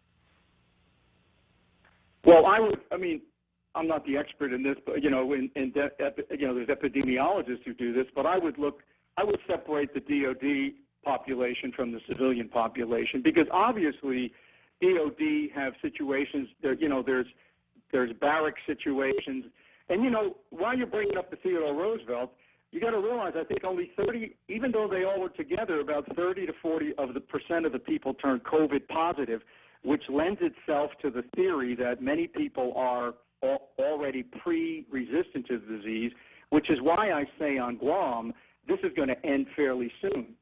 But in the meantime, irrespective of the numbers, the ultimate number, the only number that matters is what's happening in the hospitals. That's the only number that matters, because right now you could have 10 to 80 times the infected people on the island. When the hospital begins to reach its capacity, that's the only number you look at. And right now you have a solution up the road in Dedido where you can start decompressing GMH, because I'm telling you, you just can't put that on their back. That's the only number that counts. Guam Regional Medical City, they're actually in the Facebook chat here this morning, so they are hearing your comments. Yeah, but but just based on the numbers, I'm just looking at the numbers, because it wasn't that the U.S. Theodore Roosevelt, the crew, caught the disease off port. Mm-hmm. They got and they were certified while they were here in Guam, and the death occurred here on Guam. So I'm just wondering if we're looking at the facts, not opinions, but facts, just straight numbers.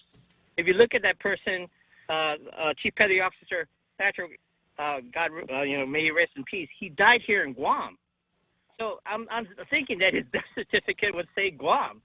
So if we're looking at numbers and we're trying to get to the bottom, at least we should start from a common, a real source, a real factual stuff. I understand the immediate concern about the widespread, and I do agree with you with the sunshine and everything, that we should be out there and we should be opening up and we should be using every resources in Guam. But we need to get the data correct. And if we're having two different data sets, we might have different solutions. We might have different, and I agree with you that we do not have a plan here in Guam. We don't even have a plus. So I need to. Well, that. Jack, I'm going to let you run and let the doctor finish. I got to get Mono on the air soon. Okay. All right. Talk to you soon, buddy. Go ahead, Doc. That's a numbers game. Right now, you look at the hospitals, and that's all I'm trying to say. And that's what I've always said. You don't care until you see what's happening, with the sick patients, with the staff, and now you're getting overcapacity. So anyway, that's, I think it's time to, I'm glad that GRMC is listening. I hope other people are listening. I think it's time that when they if they know what I know about GMH right now, I think they'll reconsider and begin to shut down their elective program and hopefully start helping the island. Okay, well, I'm taking the hint here, so I'm gonna send me some screen caps of what's on your phone, because I'm dying to know. And people in the other media that are listening, I'll share it with you.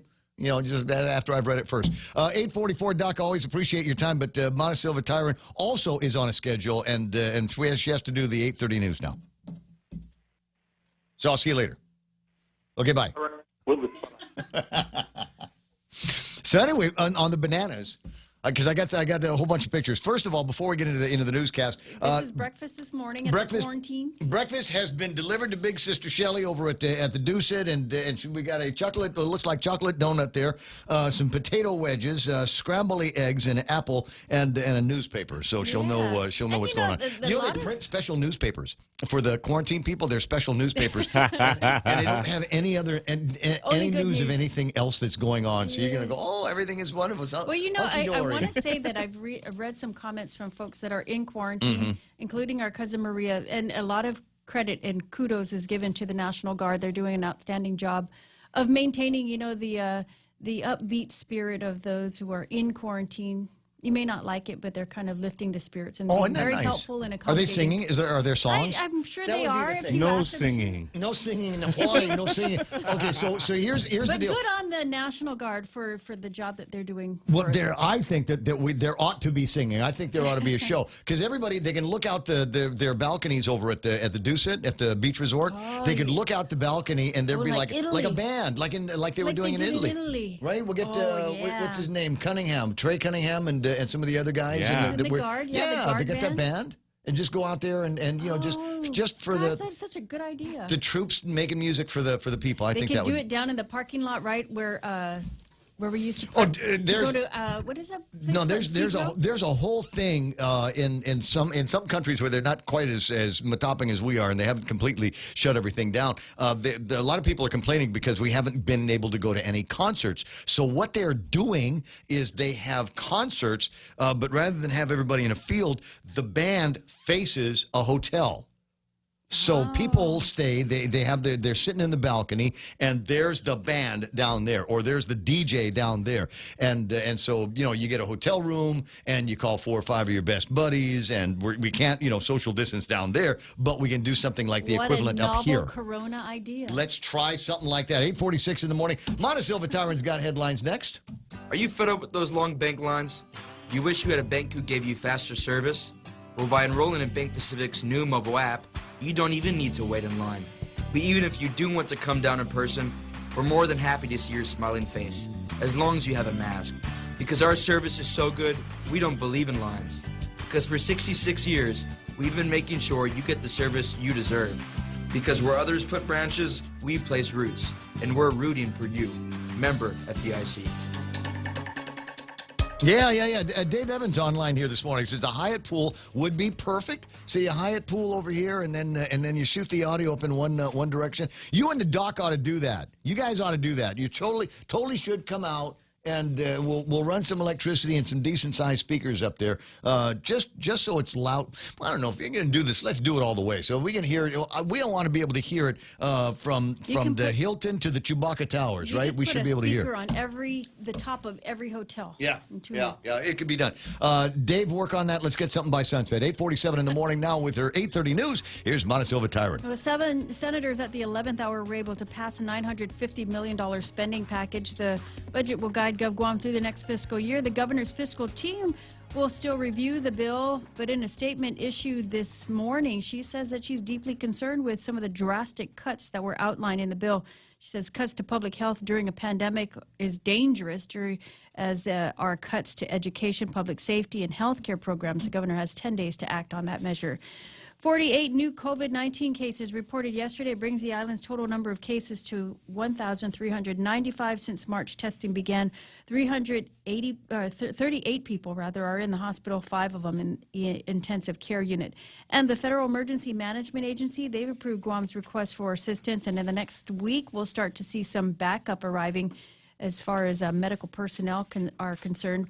They will assist the Guam Memorial Hospital and Public Health at least for the next 30 days. And those are your headlines right here on The Point. I'm interested in some of the numbers here. There's something moving around on the social medias.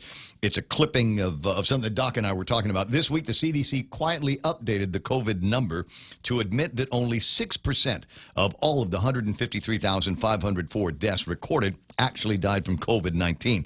That's 9,200 deaths. The other 94% had 2 or 3 other serious illnesses, and the overwhelming majority were of a very advanced age. So 2 or 3 other comorbidities. They were old, and they were dying with the COVID-19. So, as I said, Jack talking about data and sets. So, how are we supposed to look at that? Do we look at that and say that COVID is not as bad as we thought it was? Only 9,200 people have died from the actual disease. If you weren't very old or if you weren't very sick, you got a very, very good chance of surviving this. And the perfect example is in Guadalupe, where Governor Lulian Guerrero had COVID-19. She looked sick to you when you were watching her on TV yesterday? No, not at all. But there was a recent death that was the individual is said to have died of comorbidities, but because the individual tested positive for COVID-19, their death was deemed COVID-related. Mm-hmm. And that came from the hospital administrator. Exactly. And somebody had asked a question. I'm sorry I didn't ask the doctor the question, but a point wanted to be made. Could you ask the doctor how a DOA at GMH could test positive? Isn't the body dead? And I don't know the protocol for that.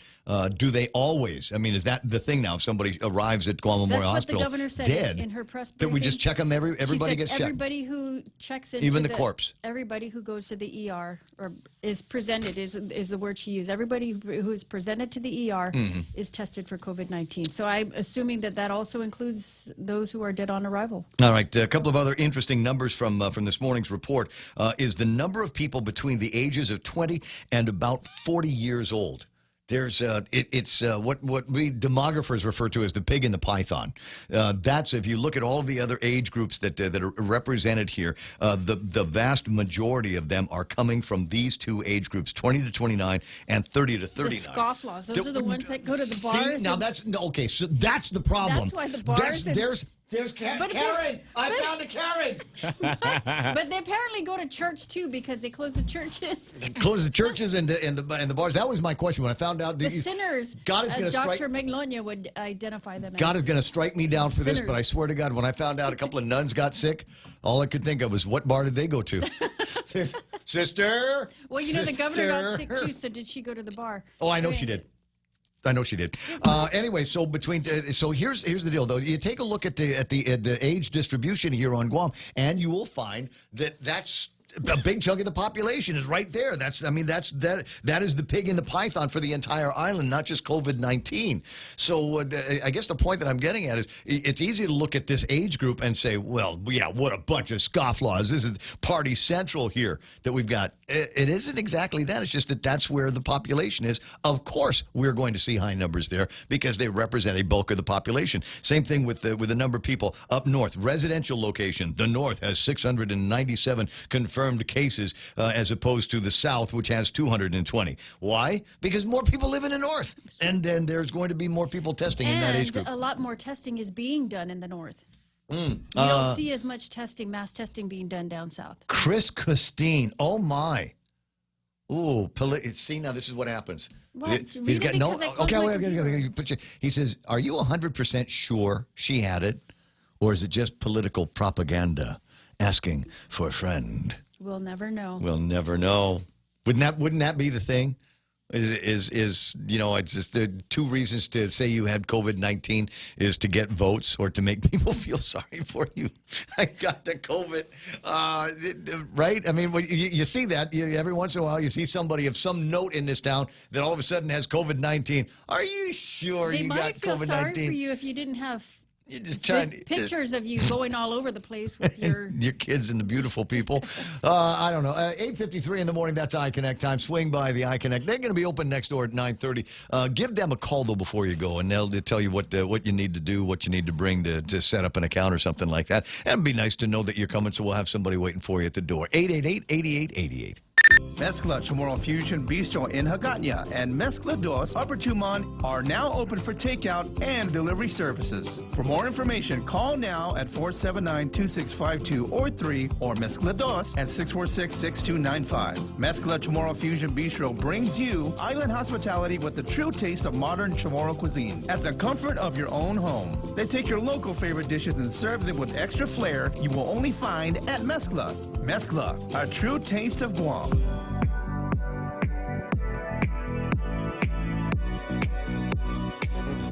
Let's see what I got in my inbox this morning. This one here did it come in from Crystal? I sent a copy of it to Monica because I thought it was interesting. It is the response from the governor's office on the COVID. Not the COVID, the budget. And now, where is it? I'll find it. I swear I'll find the thing. Oh, there it is. I got it. I'm sorry, Jimmy. Senator Jim Moylan on the line. But Jim, I wanted to read to you, in case you haven't seen it yet, the response from the governor's office on Bill 282-35, what is being referred to as the Deficit Act of 2021, says, "We are deeply concerned by the dangerous and drastic budget cuts to public health during a global pandemic. Of equal concern are cuts to public education, public safety, and other health-related programs as our community continues to combat COVID-19. That said, our fiscal team is reviewing the budget as passed, and we will address other concerns as they become apparent." And this is where it is obvious to me that Carlo Branch stayed up late last night, just looking for the perfect words to use. Here it is. While cuts to government spending are just, we're less safe and less secure when we cut with a hatchet instead of a scalpel. Is that beautiful, Jim? Yes, it is. Yes, it's quite amazing. Very, very touching. If they really want to focus on the three important things, education, health, and safety, then put the money where it should be, not into other things like unnecessary positions. Wait. Are they for public health now? Because it seems to me that there was money that was available that could have been sent to Guam Memorial Hospital from the surplus. But they didn't send that money to Guam Memorial Hospital.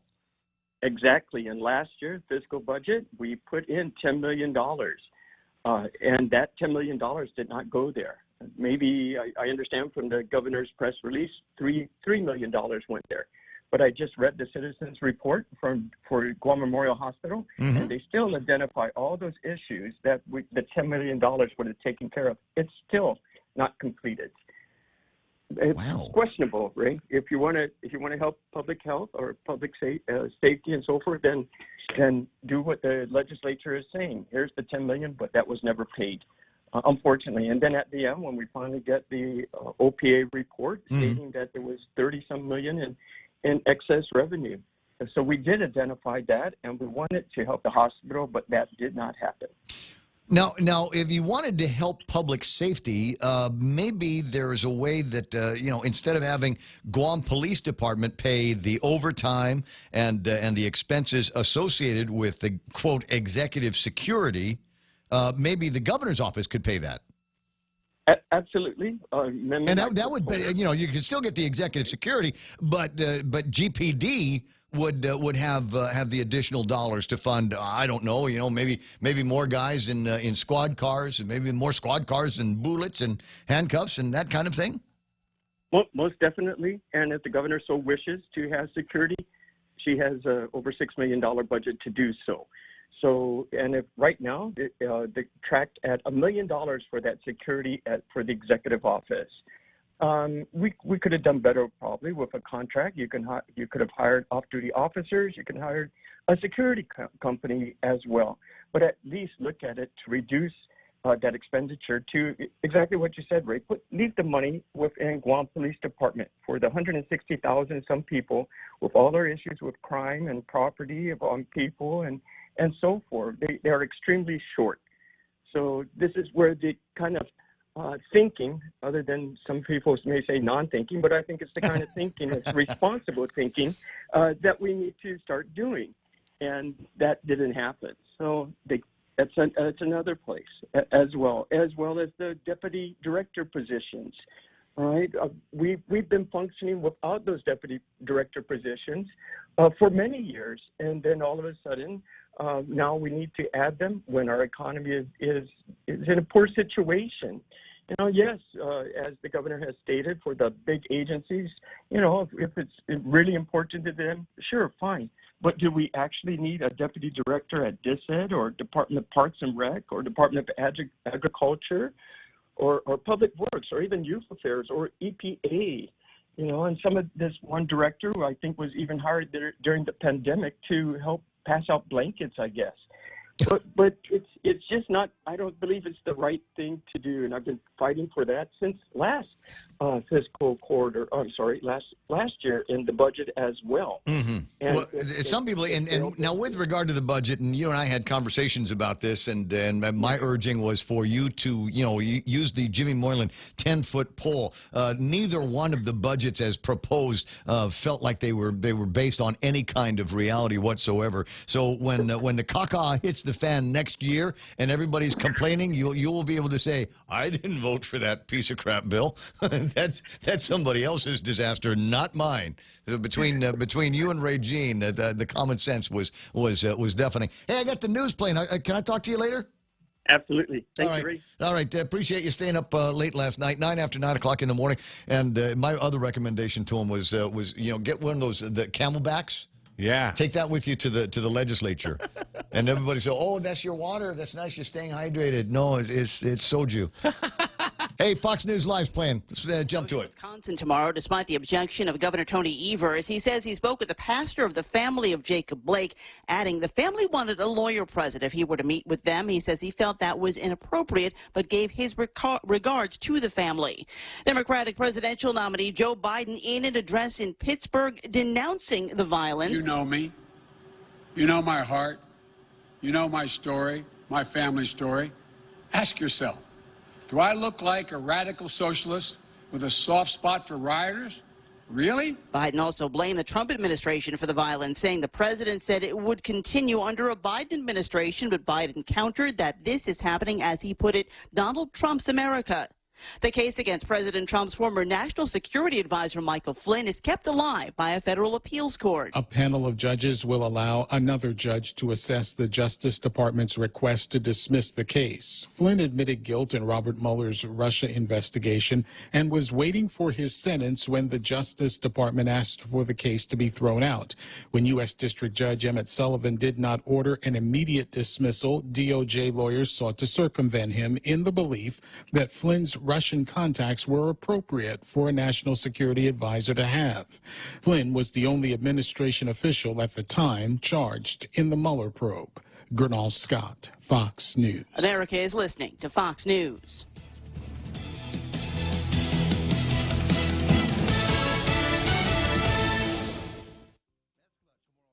Bistro in Hagåtña and Mezcla Dos, Upper Tumon are now open for takeout and delivery services. For more information, call now at 479-2652 or 3 or Mezcla Dos at 646-6295. Mezcla Chamorro Fusion Bistro brings you island hospitality with the true taste of modern Chamorro cuisine at the comfort of your own home. They take your local favorite dishes and serve them with extra flair you will only find at Mezcla. Mezcla, a true taste of Guam.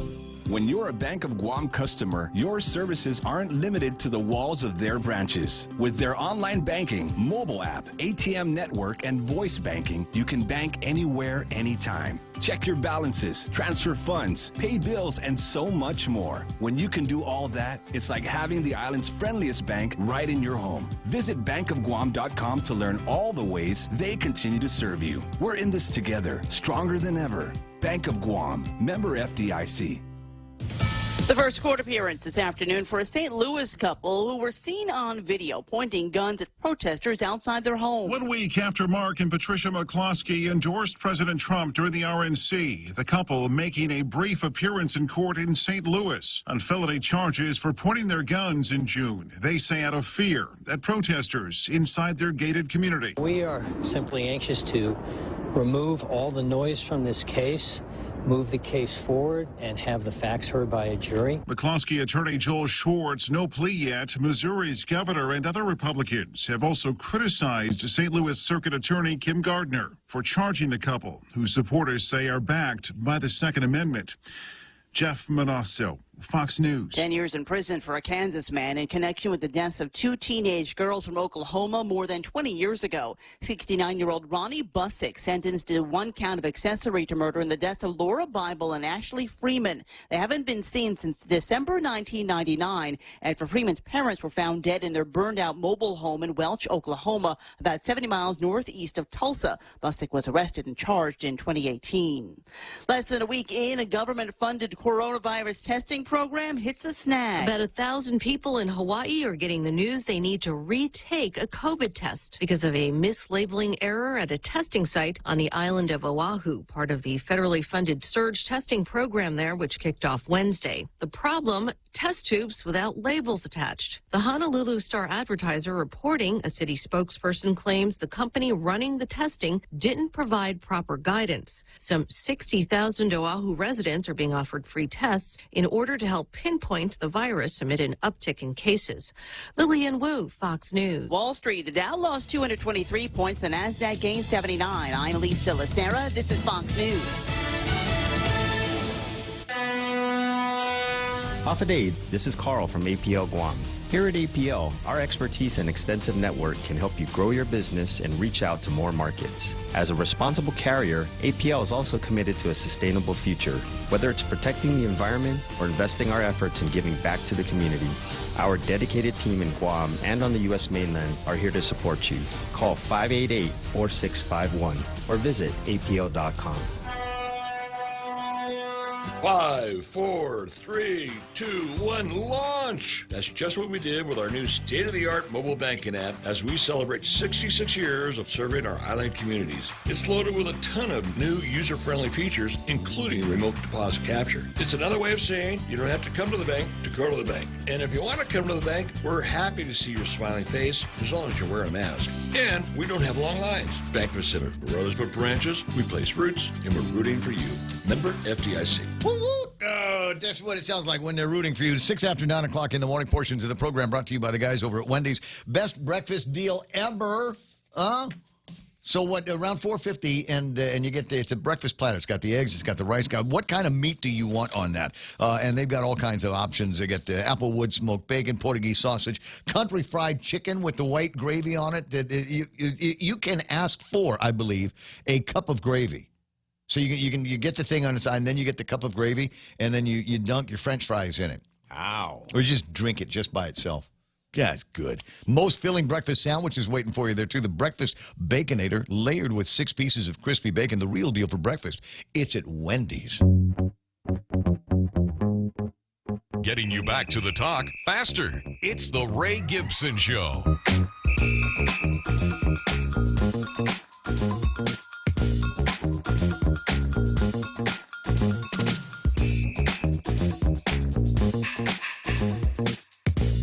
Okay, you know what I'm looking for, Real Joe, and you got to help me. Because I'm just one man. I'm just one man now. Can't do it all. Hard as I try. I'm just a man.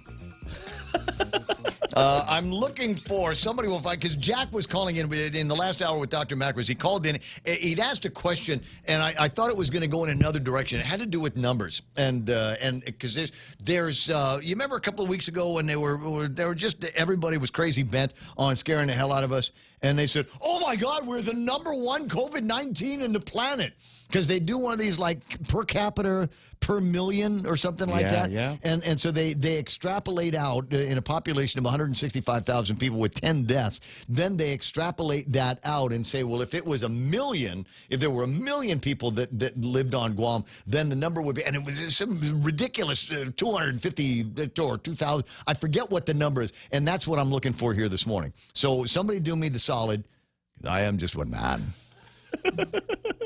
And I sometimes need help. Especially when I'm wearing a Magnum PI shirt. That's when I need the most help.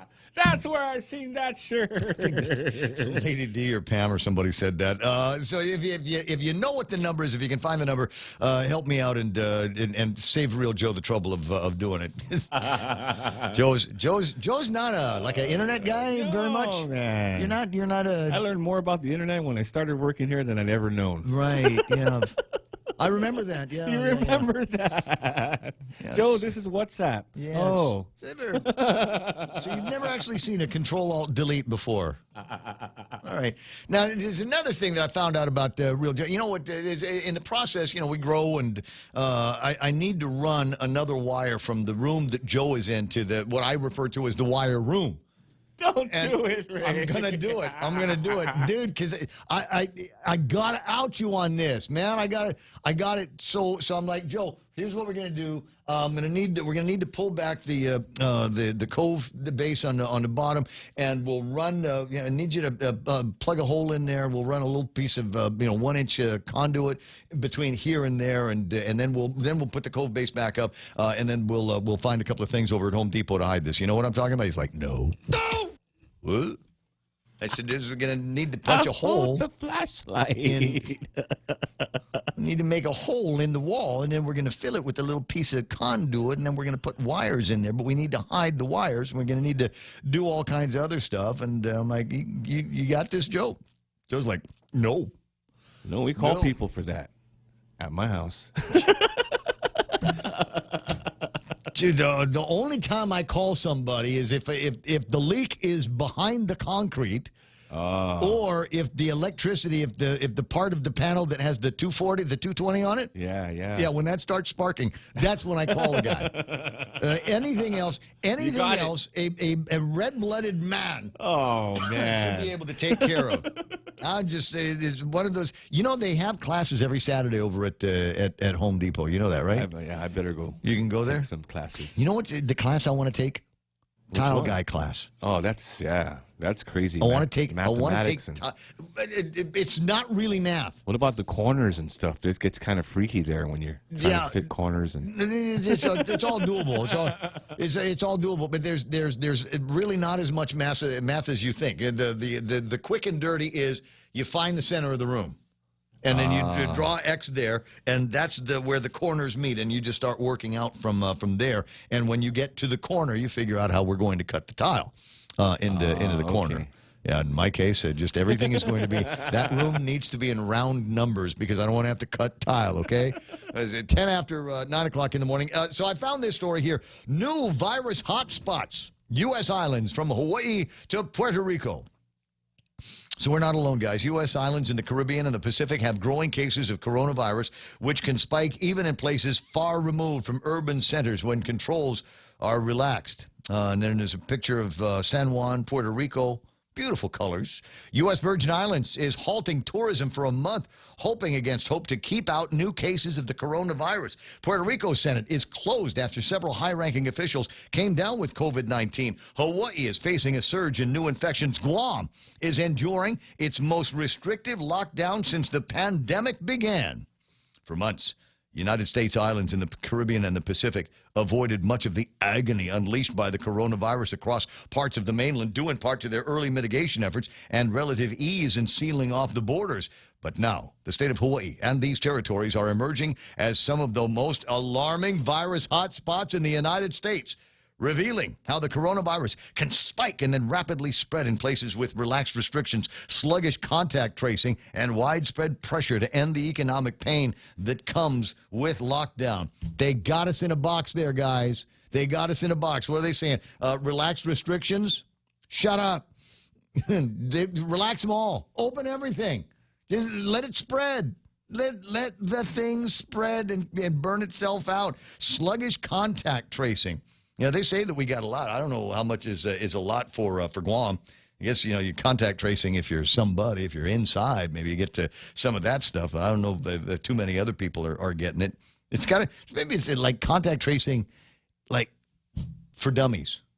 The Yellow Book? like that. So I mean, it's because I'm not buying the thing about the bars. I'm really not. I mean, I everywhere I've been, every restaurant that I've been to, all of the staff got masks. If they're handling food, if they're prepping something, they have gloves, they got hand sanitizers. There's thermometers all over the place. And I'm going, okay, this place is clean. It's sanitized. And there was one place where I went, I was almost insulted when I got up to leave because, they take my credit card thing and almost immediately yeah. Hey, I'm still here. I'm breathing that alcohol. Look at what do you think? What was the name of Pigpen in Charlie Brown? Yes, Pigpen. Pigpen. It's like as I'm walking away, is there a cloud of dust and dirt that's in my wake? Too. That you've got to spray everything down while I'm still standing in front of you? Pigpen. So I'm going everywhere where I had been, they had conducted what we were told by the Department of Public Health and Social Services were responsible mitigation efforts. So really, where's the contact tracing? They said, well, we're pretty sure we were in bars where they weren't doing it. Well, you should have cited them when you were there. We were in restaurants. We saw people that were not social distance. You should have shut them down when you were in there instead of shutting everybody down. At any rate, so we got so the contact is like the contact tracing that we hear about is the interfamily stuff and what that big funeral or something like that. And a couple of other things. But, I mean, how are they drilling down into some of the others? I would be very interested to see what the contact tracing is with the two sisters from Notre Dame. Yeah. I want to know about that one. Where'd they go to pick it up? And will there be a lockdown on those facilities? And how do you know that you picked it up somewhere? They got when they were done with one of those Trump rallies in the States. There was and a prominent guy died. I can't remember his name, but a prominent guy that was at the rally died. And they said, see what happens? You go to a Trump rally and you don't wear a mask and you're going to die. It's a death sentence. And I'm going, where's the contact tracing? How do we know that that's where he picked it up? How do we know that the people that he was with might have slipped him the coronavirus cocktail? How do we know that it happened there? Is it possible it could have happened in any one of 1,000 other places where he was the week prior? 1,001 other places he was at a week after? But no. There's a narrative, and if we can make it fit some kind of orange man, bad. Orange man, Washington, D.C., bad. Only Joe Biden and Kamala Harris can extricate us from this agony, as they put it. People are infecting each other in crowded apartments while hotels sit empty. That's Jonathan Dworkin, although it could have been something that somebody around here might have said. We are infecting each other in our houses while the hotels sit empty. A doctor who lives in the Big Island wrote an scathing assessment of Hawaii's pandemic response in the Honolulu Star-Advertiser. Dr. Dworkin lit into the reluctance by health officials in Hawaii to ramp up testing in the early weeks of the pandemic and said it was the privately funded testing efforts that may have staved off an even more acute crisis. He's also questioned why contact tracing operations remain inadequately staffed. In fact, the representative from Hawaii has been making that claim for some time now, saying that they've been lying about their contact tracing numbers. U.S. Virgin Islands, which registered almost no cases in the early days of the pandemic, is now approaching 1,000 total cases, pushing its per capita infection numbers higher than those of several states. They eventually get around to talking about Guam, but it doesn't give me the numbers that I'm looking for. Let me just check. I've been reading this, so I haven't seen the Facebook responses to anything that we've been talking about. Nancy Pumpkin Spice Pelosi says, children, children, and children. I'm sick of her. Aren't we all? When Jose remarking, when the PAG, that's Physicians Advisory Group, recommended just focusing on the hotspots through only bringing the island into PCOR 2 with restrictions, the scalpel. New went to PCOR 1 with an all-out lockdown. The chainsaw. Oh, I see what you're doing here. I see what you're doing. That was Carlo Branch in the response. Says we would be... See, now I'm not going to find it. Hold on. It's there. I got to just look for Crystal's name because that's who sent it to me. There it is. What did Carlo said, while cuts to government spending are just, we are less safe and less secure when we cut with a hatchet instead of a scalpel. So what Jose is saying, that we could have used a scalpel in dealing with the recent spike in the numbers and cut only, everything else would be normal. We would have gone to PCOR with the restrictions only on restaurants, bars, or other facilities that were obviously out of step with lockdown policy. But instead, we went down to PCOR 1, POS 1, BSCON 1, which in his mind, I think, is the hatchet. So, wait a second, Gov. Are you going to scalpel us? Are we going to lecture about scalpels and hatchets? Precision or not? Yeah. We'll catch that. We'll kill that fly, that COVID-19 fly that's flying around annoying everybody. We'll catch it by dropping a bomb on the house. Is what we'll do. We'll destroy the fly along with it. I see you, Jose. I like it. What do we got? James Howard. Thank you, Senator Moylan. There was still some remarks about me talking with the Moy man. Slow down, Senator Moylan. You're not giving us any sound bites. What's that, Dave? Ray says he needs a deputy director, Real Joe. Yeah. Yeah. David Evans doing a little bit of riff on that dilemma that they've got in Hawaii that we told you about in the last hour.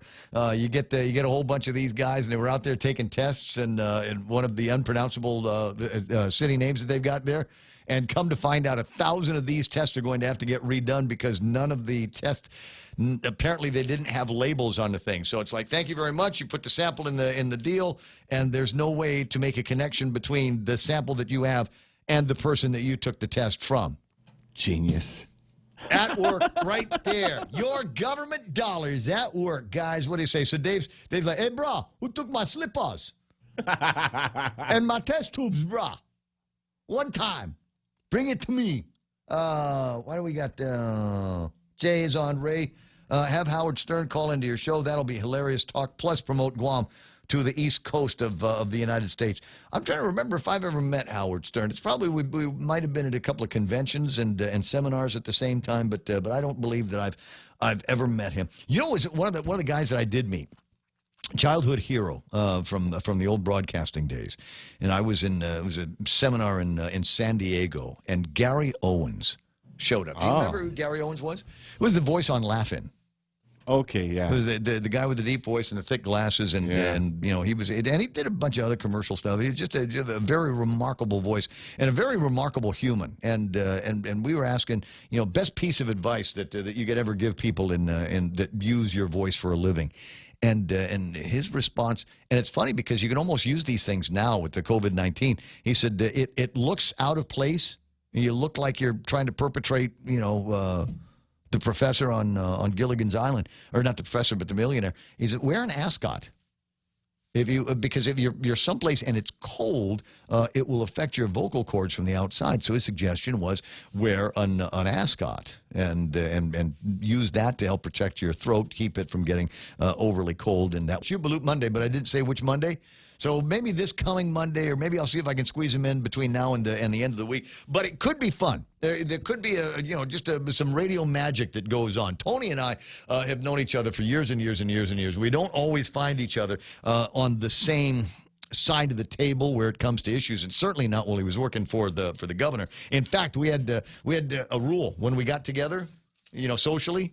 Don't talk work. We don't talk. We talk about 100 other things. And they were just as fun conversations as you might imagine, but we never got to talking about, hey, it's kind of crazy, right?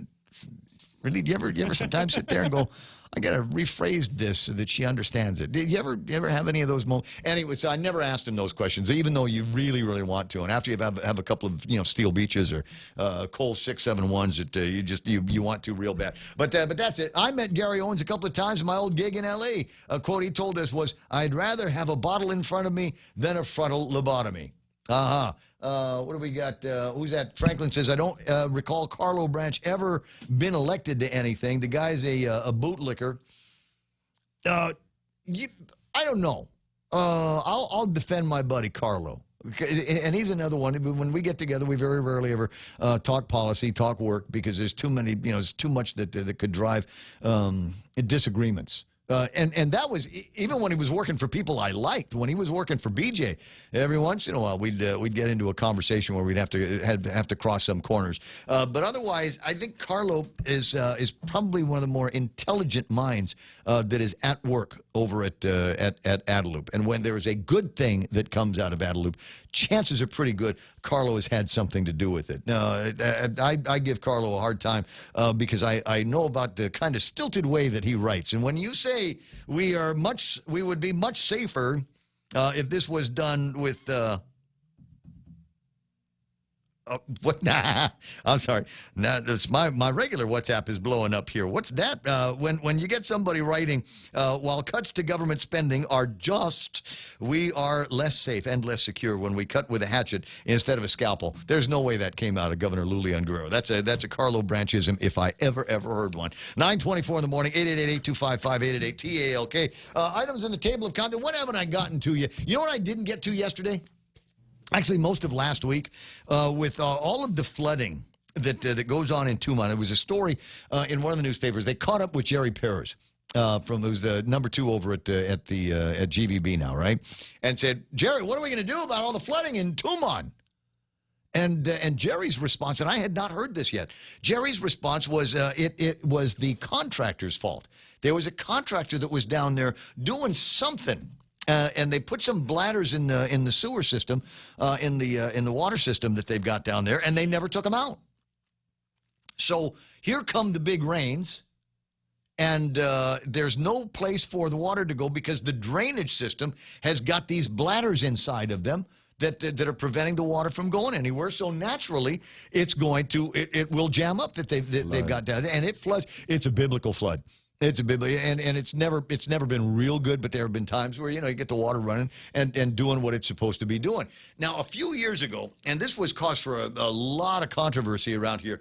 You may recall, but they conducted a study over at, I want to say Gita, conducted a study, and what they wanted to do was figure out if there was a way to get rid of all of the rains when it came.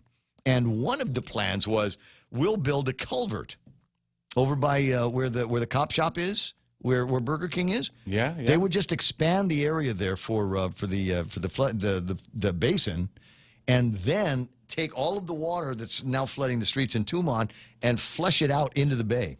Oh, nice. No, kill the ocean. Kill it. Kill the reef. Kill the fish. Kill the fish. Everything. Kill a tourist if you want to. Yeah. And it would have actually killed the tourism. And everybody said, no, this is the way to go. And I actually read the report that had come out of it. That was not their preferred alternative. The preferred alternative would have been working with the guys, experts in plumbing over at GWA, take all of the water and pump it up the hill. Oh, yeah? Yeah. What do you think happens with all the caca that is in Tumon? There's no Tumon treatment plant. No, yeah. Everything gets pumped up and out over to the northern wastewater treatment plant. And so we know how pumps work. GWA has got a lot of expertise in that. And we just run pumps, and I don't know whether you'd mix it up one with the other, but send it out that way. And they never did because it was expensive. There was another plan. Art will remember this. I've got our Perez on the line. And one of the things, because it was a Perez, the Perez family actually was interested in this, where they would take the water and instead of pumping it up to the northern wastewater treatment plant, they would pump it into, Tamuning guys know where this is, but I don't, into the old quarry down in Tumon, and they'd pump the water into there and let it percolate and do whatever it was that was going to do. But again, that was expensive, and the culvert into Tumon Bay was the cheapest of the ideas, and the one they could do fastest. And it was the one time that I became tree hugger, Ray. Oh, yeah. All of a sudden, I was an expert environmentalist. Hey, Art, how you doing, buddy? Oh, for day, Ray, tree hugger, huh? Yeah. Well, we even had, I called the guys from, one of those stateside groups. It's named, what is it, the Bird Group or something like that. I can't remember. Oh, the Audubon. No, Audubon different. Society. Different one. I don't know. The other, it was like a Sierra Group. The Sierra people. Yeah, there you go. So I got a couple of those guys on, a couple of their eggheads on, and we managed to hold off on that conversation, but they never really returned to it. They did find ways that were able to increase the flow to the ponding basin, but unfortunately, like I said, there's bladders inside, and it was not safe to go in and get them. I've heard from guys, Art. I've heard from guys saying the drainage system so backed up down in Tumon, they actually found fish swimming in the drainage tunnels, in the drainage. They found fish in there. I'm not surprised. They seem to pop out different places down there. But, crazy, isn't it? 9:20. Yeah. So what's going on with GPA? You're calling me to tell me about your new hours and the new payment features? No, on the other side of that, Ray, I'm calling in about an emergency outage that's ongoing right now, affecting areas of Woostic Road. We have areas of GIGO subdivisions along Route 1 that are out right now. They've been out for about 30 minutes. There'll be the main area for the outage is going to be from Woostic Road from Route 1 all the way to the back area of Woostic, and it'll be for 2 hours. It began at 9 about 30 minutes ago, and it'll end at 11 o'clock. But other areas in the surrounding subdivisions and locations will experience 2 30-minute outages. The first one began at 9 o'clock, and the second one will begin at 11 o'clock as we try to tie the circuit back in. Line crews are on site. They're making some repairs to some hardware equipment along Route 1 that we want to take care of before it causes a longer extended force. Yeah, because I'm on Route 1, and I don't want the power to go out today. There you go. And the reason why we're putting it out there is because I know a lot of kids are doing the online learning and so forth. So we want to make sure we get the word out that it's not going to be all day. It's going to be for 2 hours if you're in the area affected, or 30 minutes if you're in the outer subdivisions or other locations around Woostic Road. Gotcha. So the GPA knows what's going on, and they got guys that are out there working on it, trying to get everybody back into their online distance learning as quickly as possible. There you go, Ray. All right, my brother. I'll talk to you soon. Thank you very much. You know, Art Parrish from the Guam Power Authority. Now, they did send out a release the other day that said that they made some changes. You know, they even though we're in POS 1, they still want your money. so if you want to pay your electricity bill, you're still able to do that. Now, I did ask for some numbers, and somebody sent it to me on the WhatsApp gizmo, 988-5874. That's 988-5874. Now, where new cases are increasing, I think is the punchline on this. And like I said, so we go into this deal and we got this many deaths and we've got this many cases of people that are identified as COVID cases, and so they're talking about the spike in this. What's this number? It says here 2,256 total cases on the same day average. Now, I want to say that these numbers here reflect what it would the number of deaths that we would have if we extrapolated our population, the number of cases we have, the number of victims that we have, out to 1 million.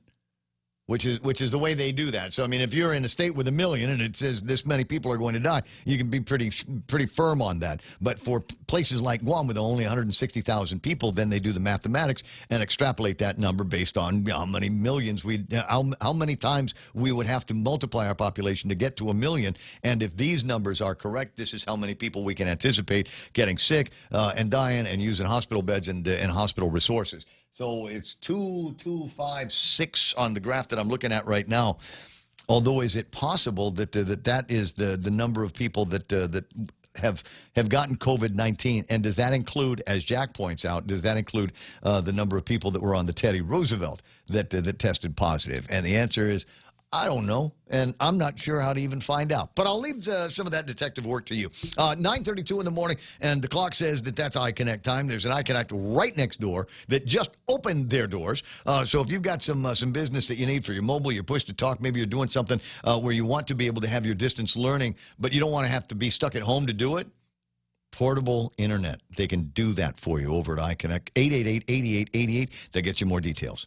Becoming a homeowner can be a scary process, but it doesn't have to be, especially if you have the right guidance. Break through your fears and go to a real estate professional that will ensure a higher chance of success. That person is Lolita Cammett of RE/MAX Diamond Realty. Lolita also specializes in commercial leasing, land sales, local residential sales leasing, and military and corporate relocation. Don't be afraid. Call Lolita Cammett from RE/MAX Diamond Realty at 688-6743. That's 688-6743. At FHP Health Center, your health and safety are important to us. FHP remains open during peak hour 1 to serve all of your healthcare and medical needs. To better serve you, we encourage you to keep your appointment with your healthcare provider. We have implemented stringent screening and sanitizing procedures to keep you safe. FHP Health Center is open from 8 a.m. to 8 p.m. Monday through Saturday, closed on Sunday. For appointments, call 646-5825 and press 2. FHP, our island, your clinic. What you say, 9:33 and portions of the Ray Gibson Show, the fun parts, being brought to you by the fun parts of a meal at KFC. They've got 3 different flavors now for their hot wings. There's buffalo, honey barbecue, or unsauced. Real Joe, I can read your lips. Real Joe's going, sorry. You mean naked? And now Frank and those guys, they haven't called me up to say, stop saying naked hot wings at KFC. Stop saying. They haven't called to say that yet. But and I suspect, though, if they were, they would call and say, not naked, nude. Yeah. Doesn't that sound classier? It does, right? Anyway, they got the flavors you're looking for. Drive-through service is available, or delivery, too. 300 FAST for delivery. KFC, it's finger-licking good.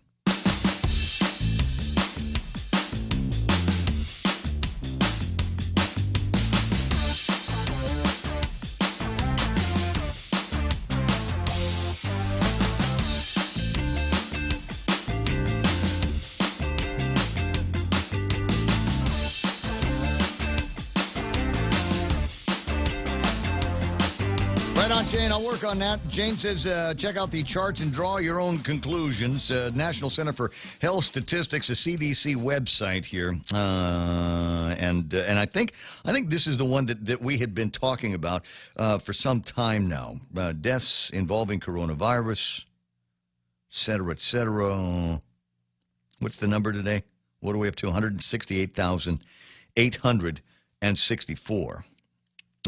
When you look at deaths from all causes, that number is 1,818 so far. And there's a couple of different ways that you can sort that out to give you numbers that are based on which disease, what malady people might be getting. Now, there's another one that he sent over. There's another thing here. Is Guam even on this list? It's not. Updated deaths including coronavirus. So I think I'll look at this a little bit more when I'm off the air and I can concentrate a little bit more. But the idea that the CDC now is backed out and instead of saying that 163,000 people have died from coronavirus, it's 163,000 of them have died, and they're COVID-related deaths. Only about 6% of them died from COVID-19. The rest of them died because they were old and sick, and in some cases very sick, maybe 2 or 3 different comorbidities. And in my mind, I mean, it's the evidence in my mind that we've got all of the data that we need. I mean, we don't need to do a whole lot more by way of investigation. We now know what the killer is. It's an invisible enemy because it's dramatic. It sells. That's the soundbite. We have to fight the invisible enemy. Well, we kind of can see it now. We've got an idea of how it's transmitted, and who's going to get it, and who it's going to impact the most. So, you know, if you were a prudent person, then what would you do? Now, I did not play the entire Rick Eusebio interview that Oyal did with him yesterday. I listened to the whole thing this morning before I got into the car and on my way to work, and I was very interested in it because there was another segment in there, and I want to say it's about 10 or 15 minutes in, where he almost echoes something that Dr. Nguyen was talking about. Well, you know, get the Physicians Advisory Group and their recommendations, and I don't know, just like in one ear, out the other. But he didn't belabor that point like Nguyen did. But it's in there as well, as in there's recommendations that are being given, and sometimes they're paid attention to. Sometimes they're not. Something else will pop up. Other decisions, other factors that go into determining whether or not there's going to be. And so today is Tuesday. Every once in a while, I feel like I need to tell you that. Every once in a while, I feel like I need to be the guy that goes on the radio and says, "People of Guam, my dear people of Guam, today is Tuesday, September the 1st." And I think we ought to get a patch. Or we all ought to have Guam COVID-19 2020, Guam COVID-19 Tour 2020 on it. And every month we should get a patch for having not gone crazy in the pandemic. There ought to be stripes. Yeah, like little chevrons, like in the military. They got these little chevrons. How many years have you been in? You know what battles did you? Little ribbons that we could put on there. Yeah. I survived the checkpoints. We do checkpoints over here. I was there when they shut the bars down. But I ought to have a thing like that. Or my business survived COVID-19. That will be, and unfortunately, there's a lot of people out there right now whose businesses have not survived COVID-19. Have not. So I have not. I've got it. Trying to figure out whether I want to waste any time watching it, though. When Real Joe came into my office this morning, he never comes to my office. Never. I think he's scared. But he came into the office, comes into the office while I'm prepping for the show, and starts talking about how crazed he was, annoyed he was when watching the governor yesterday. And I'm like, okay, you come here, boy. It's okay. Come here, boy. Because, I don't. It's all right. Ehu. Yeah. Dig that laugh. No, but it's true. I just, I don't want anybody to get all distressed about anything that she's got to say, because in the end, it really doesn't make all that much difference. But you were concerned because it seems like she was echoing things that were coming out of here. Like, wow, does people want to work? We should let people work. And I'm going, okay, look at yourself in the mirror and tell yourself all of this stuff. Because I'm trying to, and so I said, do me a favor, find me the video. And Real Joe, to his credit, here we go. told James Howard to do it. That's my boy. You're my boy, James. What is up with that? Oh, my God. Now, this becomes one of those moments where I'm going, oh, hell, if I'd have known you were going to do that, I would have gone to James directly and said, Jimmy, do me a favor. Hook me up with the relative parts. Now, James, he had these things early. Clip number 1 is apparently the part where she calls out, how dare you, Senator Jim Moylan. So let me see if I can play this up on the screen. Okay, so moving on to my next question. I love her. Senator Moylan is proposing to defund deputy director positions. So how do you feel about this proposal? Are you agreeable with it? I think that's totally irresponsible as a leader. To just blanketly defund deputy directors. Is that what you said, Joanna? That he's looking at defunding deputy directors? Yes. All right. So let's take public health, for example. Okay? Public health is in charge on the health of our total 170,000 people here in Guam. Do you think one person can do all that? Look at the hospital, right? The hospital is our only civilian hospital that, again, is to provide acute care for 170,000 people. Do you think that it's fair to have one individual be responsible for all the work that needs to be done? Look at Department of Revenue and Tax that brings in millions and millions and millions of dollars. Do you think it's fair that that one individual not have any assistance at all? So, I think Senator Moylan is doing it for headlines and sound bites, and I think that's totally irresponsible for the people of Guam. Toka, James Moylan. Toka. Not with you. You're just doing it for publicity. Toka. You're going to get it, Jimmy. Moylan noted that the governor justified her position by identifying larger agencies. However, what she failed to note is that smaller entities, like the Department of Integrated Services for Individuals with Disabilities, DISID, has a director and a deputy director. Parks and Rec, and director and deputy director, and neither one of them knows how to work a swimming pool. Huh? What is it? You guys go to get your degree in bush cutting. Department of Agriculture, the Department of Public Works, Department of Youth Affairs, and the Guam Environmental Protection Agency should be able to operate without deputy directors. Even the Department of Corrections can follow a structure as their fellow public safety brethren, CQA, if they so desired. What are we talking about here?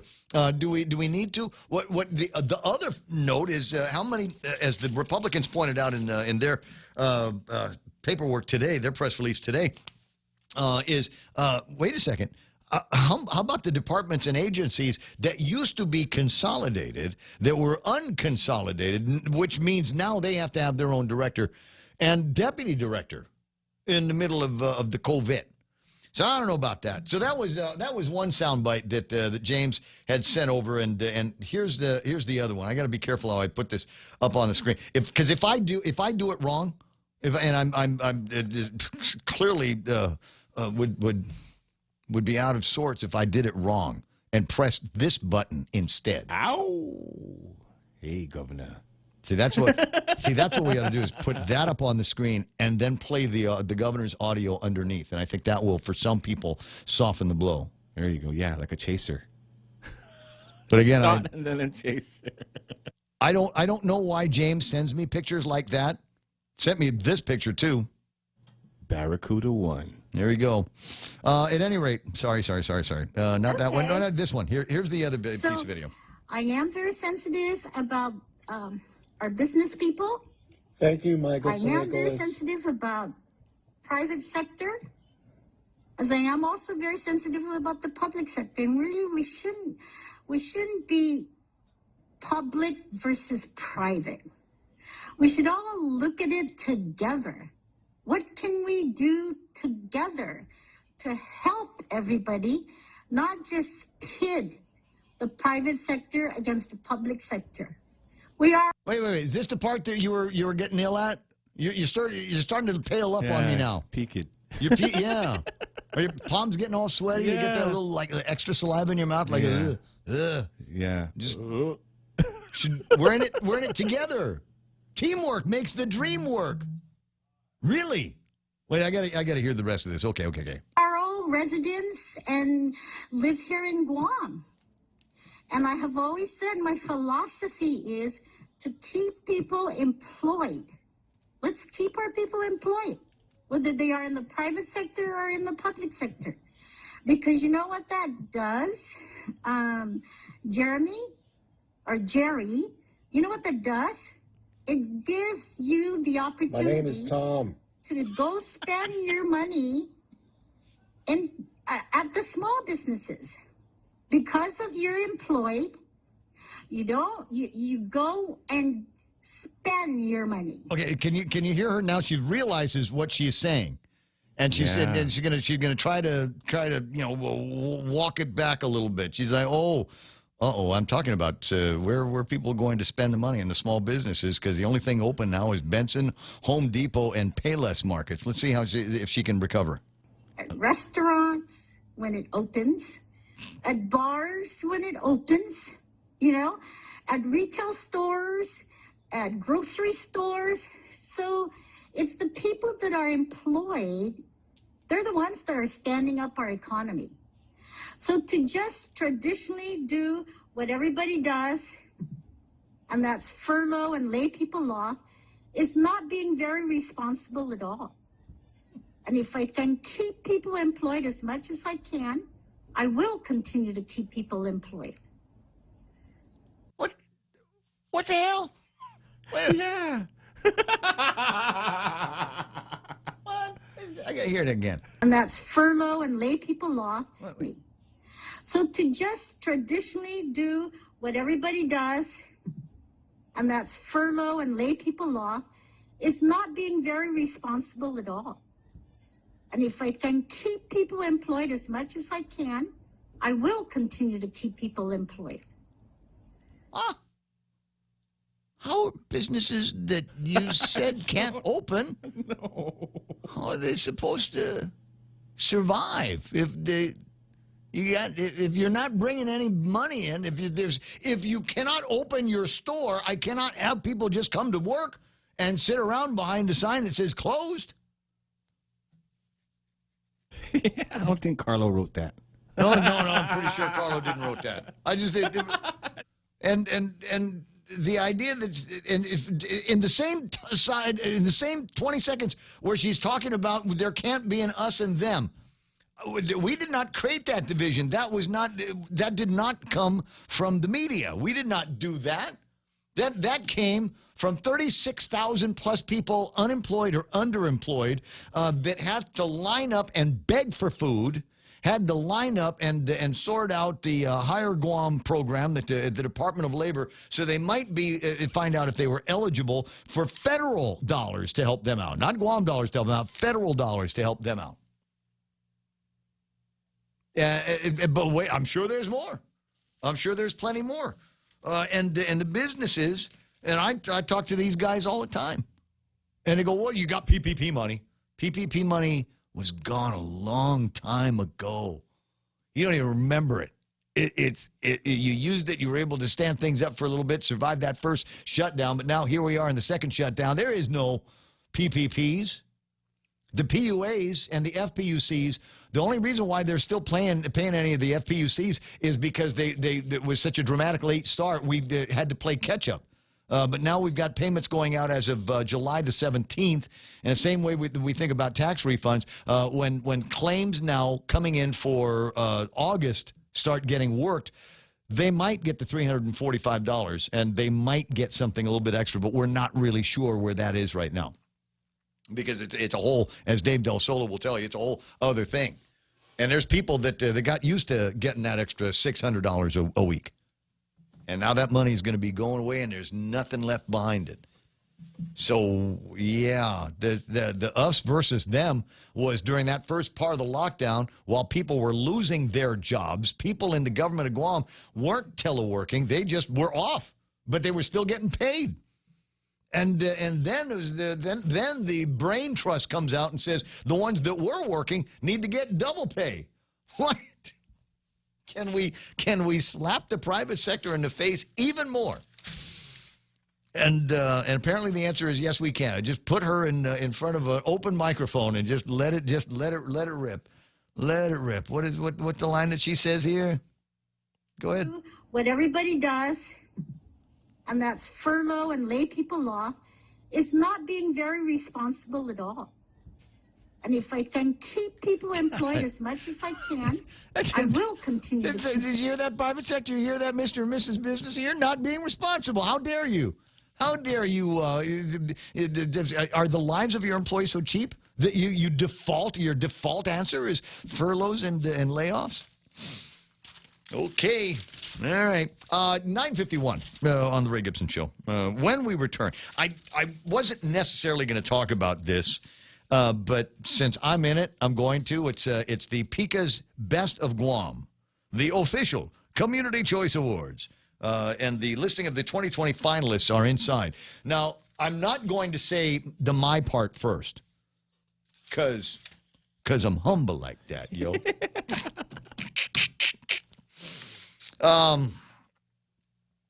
Some of these I'm actually going to have to investigate. The best burger, according to these guys: Big Boy's Burger Pit Stop, Burger King, Mezcla Dos, Mosa's Joint, and Stacks. But they ask on this Best DJ, on Best DJs, your choices are, the finalists apparently, Ronnie Perez, who is a good DJ. Yeah, he is. First got turned to him and his DJ skills at Gay Bar. Oh, and that's a tough crowd. That's a tough crowd to work. Yeah, you can please them. You can please anybody. There's the guys, Noli and the guys from Music Sensation.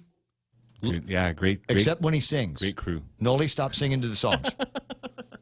There's Mix With Us. Haven't seen them. DJ, it's silent, right? It looks like SYLNT. Yeah. And then Daryl Izama from Boss 104. Whoop, whoop. Yeah. Right? So under Best DJs, I want you, whenever they start the thing for the voting, go there and go ahead and sign him in. For Best Senator, Amanda Shelton, Therese Terlahi, should have been Speaker. There's Jose Terlahi, Joe S., and Jim Moylan. So who's going to be our favorite? That's right, it's going to be Joyce. Oh. Hey, Marvin Later. I don't know. I had it before, but it's not. I don't know where it went. Marvin, otherwise I got to go to the stove and put the cigarette in the stove. Yeah. Light it that way. Under Best Village, I'm annoyed that nobody else from my village, Ganya Heights, Barragata, Dededo, Inarahan, and Tamuning as best villages. Okay, so here's the question. Which one is the best for meth people? That'll be a subcategory, right? Who has the most cat pee? Most cat pee per capita. And then they got, and I knew that was going to be in here, Best Radio Personality. And here are your choices. Go. Here are your choices. It's Ronnie Perez, Mama Shar, Kyle Mandapet. I have a joke with Kyle. I always tell Kyle I'm his real father. Daryl Izama, and then it says Ray Gibson under Best Radio. I'm so badly going to lose this.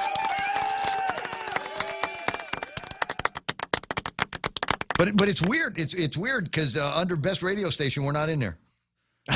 Yeah. You know why we're not in there? I know why. Because I told the guy no. Yeah. He says, what we'd like to do is we'd like, and if we include you, we'll sell you an ad for $100. And you got 3 radio stations, so you give us $300. And I'm going, I'm in the radio business. We don't pay for advertising in newspapers. We're trying to encourage people to advertise in the actual radio, not by... Okay, so anyway, that's why we're not in there. The ones that did sucker up and bought the ads, Cool FM, Hit Radio, Power 98, Cat 105, and the Shark. All radio stations I had a hand in building, except for Cool FM, just FYI. Not that I've got an ego or anything. 9:55 in the morning. All right, Real Joe's laughing too much. I got to take a break. Be right back. The Extra Point with Jerry Roberts of GUAM Training. Hi, I'm Jerry Roberts, and every day on The Ray Gibson Show, I get to comment on the incredibly diverse, fun, challenging, sometimes frustrating, often exciting, but always interesting world of work. I hope you'll be there with us. You can find daily transcripts of The Extra Point at guamtraining.com. Tune in every weekday morning at 7:20 for The Extra Point with Jerry Roberts, brought to you by Guahan Insurance Services and First Hawaiian Bank on 93.3 The Point. What? Carlos Heights? That's James. That's my brother. Hey, James Howard, thank you very much for finding the video. Sorry it took me so long to get around to playing it, but just one of those mornings you never know what's going to happen. Try the new crispy ribs from Chili's. Crispy Texas-sized ribs.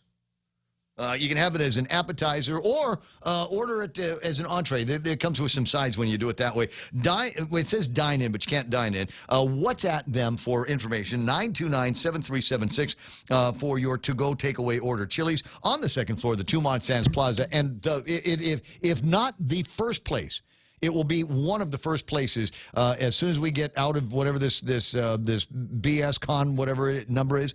As soon as they say I can dine in again, it will either be the first or among the top 5 places that I'm going to go in and spend my food dollar.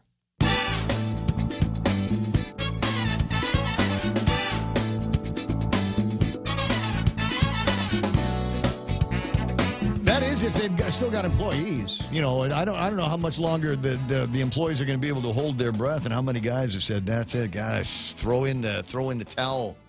I'm wondering, and I'll do it out loud here because it's interesting and thought in my head now. One of the things that they were concerned about a couple of months back out of Hawaii and then by extension Guam is, will there be a brain drain? Will there be a bunch of people from around here that go, man, this is a tourism town? And the governor, that one, said in an article in today's Guam Daily Post, in 2022, this is under Adelup, it's page 5. Adelup expects more federal funds to shore up Guam finances. Oh, God help us. You know what that means? They've given up. Forget it. That's how we're going to live. Military spend and a little bit more love from the federal government. Not anything to do with any industries that we've got around here except the stupid banana conversation. And the tourism. In 2022, I'm very confident that our tourism will be given the opportunity to come back, she said, though she didn't say to what level. Here, I'll answer the question for you, writer for the Guam Daily Post. The reason why she's confident that tourism will be given the opportunity to come back is because she won't be the governor anymore. That's why.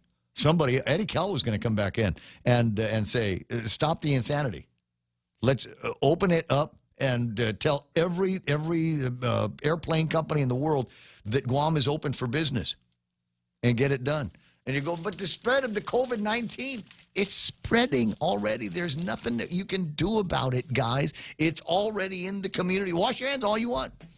Somebody's still going to get it. You can wear a mask if you want to, if it makes you feel any better. But chances are, and somebody, you've got to, if you haven't read it yet, go to yesterday's Guam Daily Post and today's Guam Daily Post. There's a guest editorial by a guy, I think his name is Sammy An. You have to read what he's got to say because he puts everything into perspective. He points out the ridiculous. And he goes a couple of levels into ridiculous that even I haven't seen. I mean, it's like super deep, ultra ridiculous. And you're going, well, yeah, that's right. So take a look at it. It's great editorials that we've got for you running in the Guam Daily Post. Look, I gotta go. I got work. I got other things to do. I got to single-handedly keep this company afloat.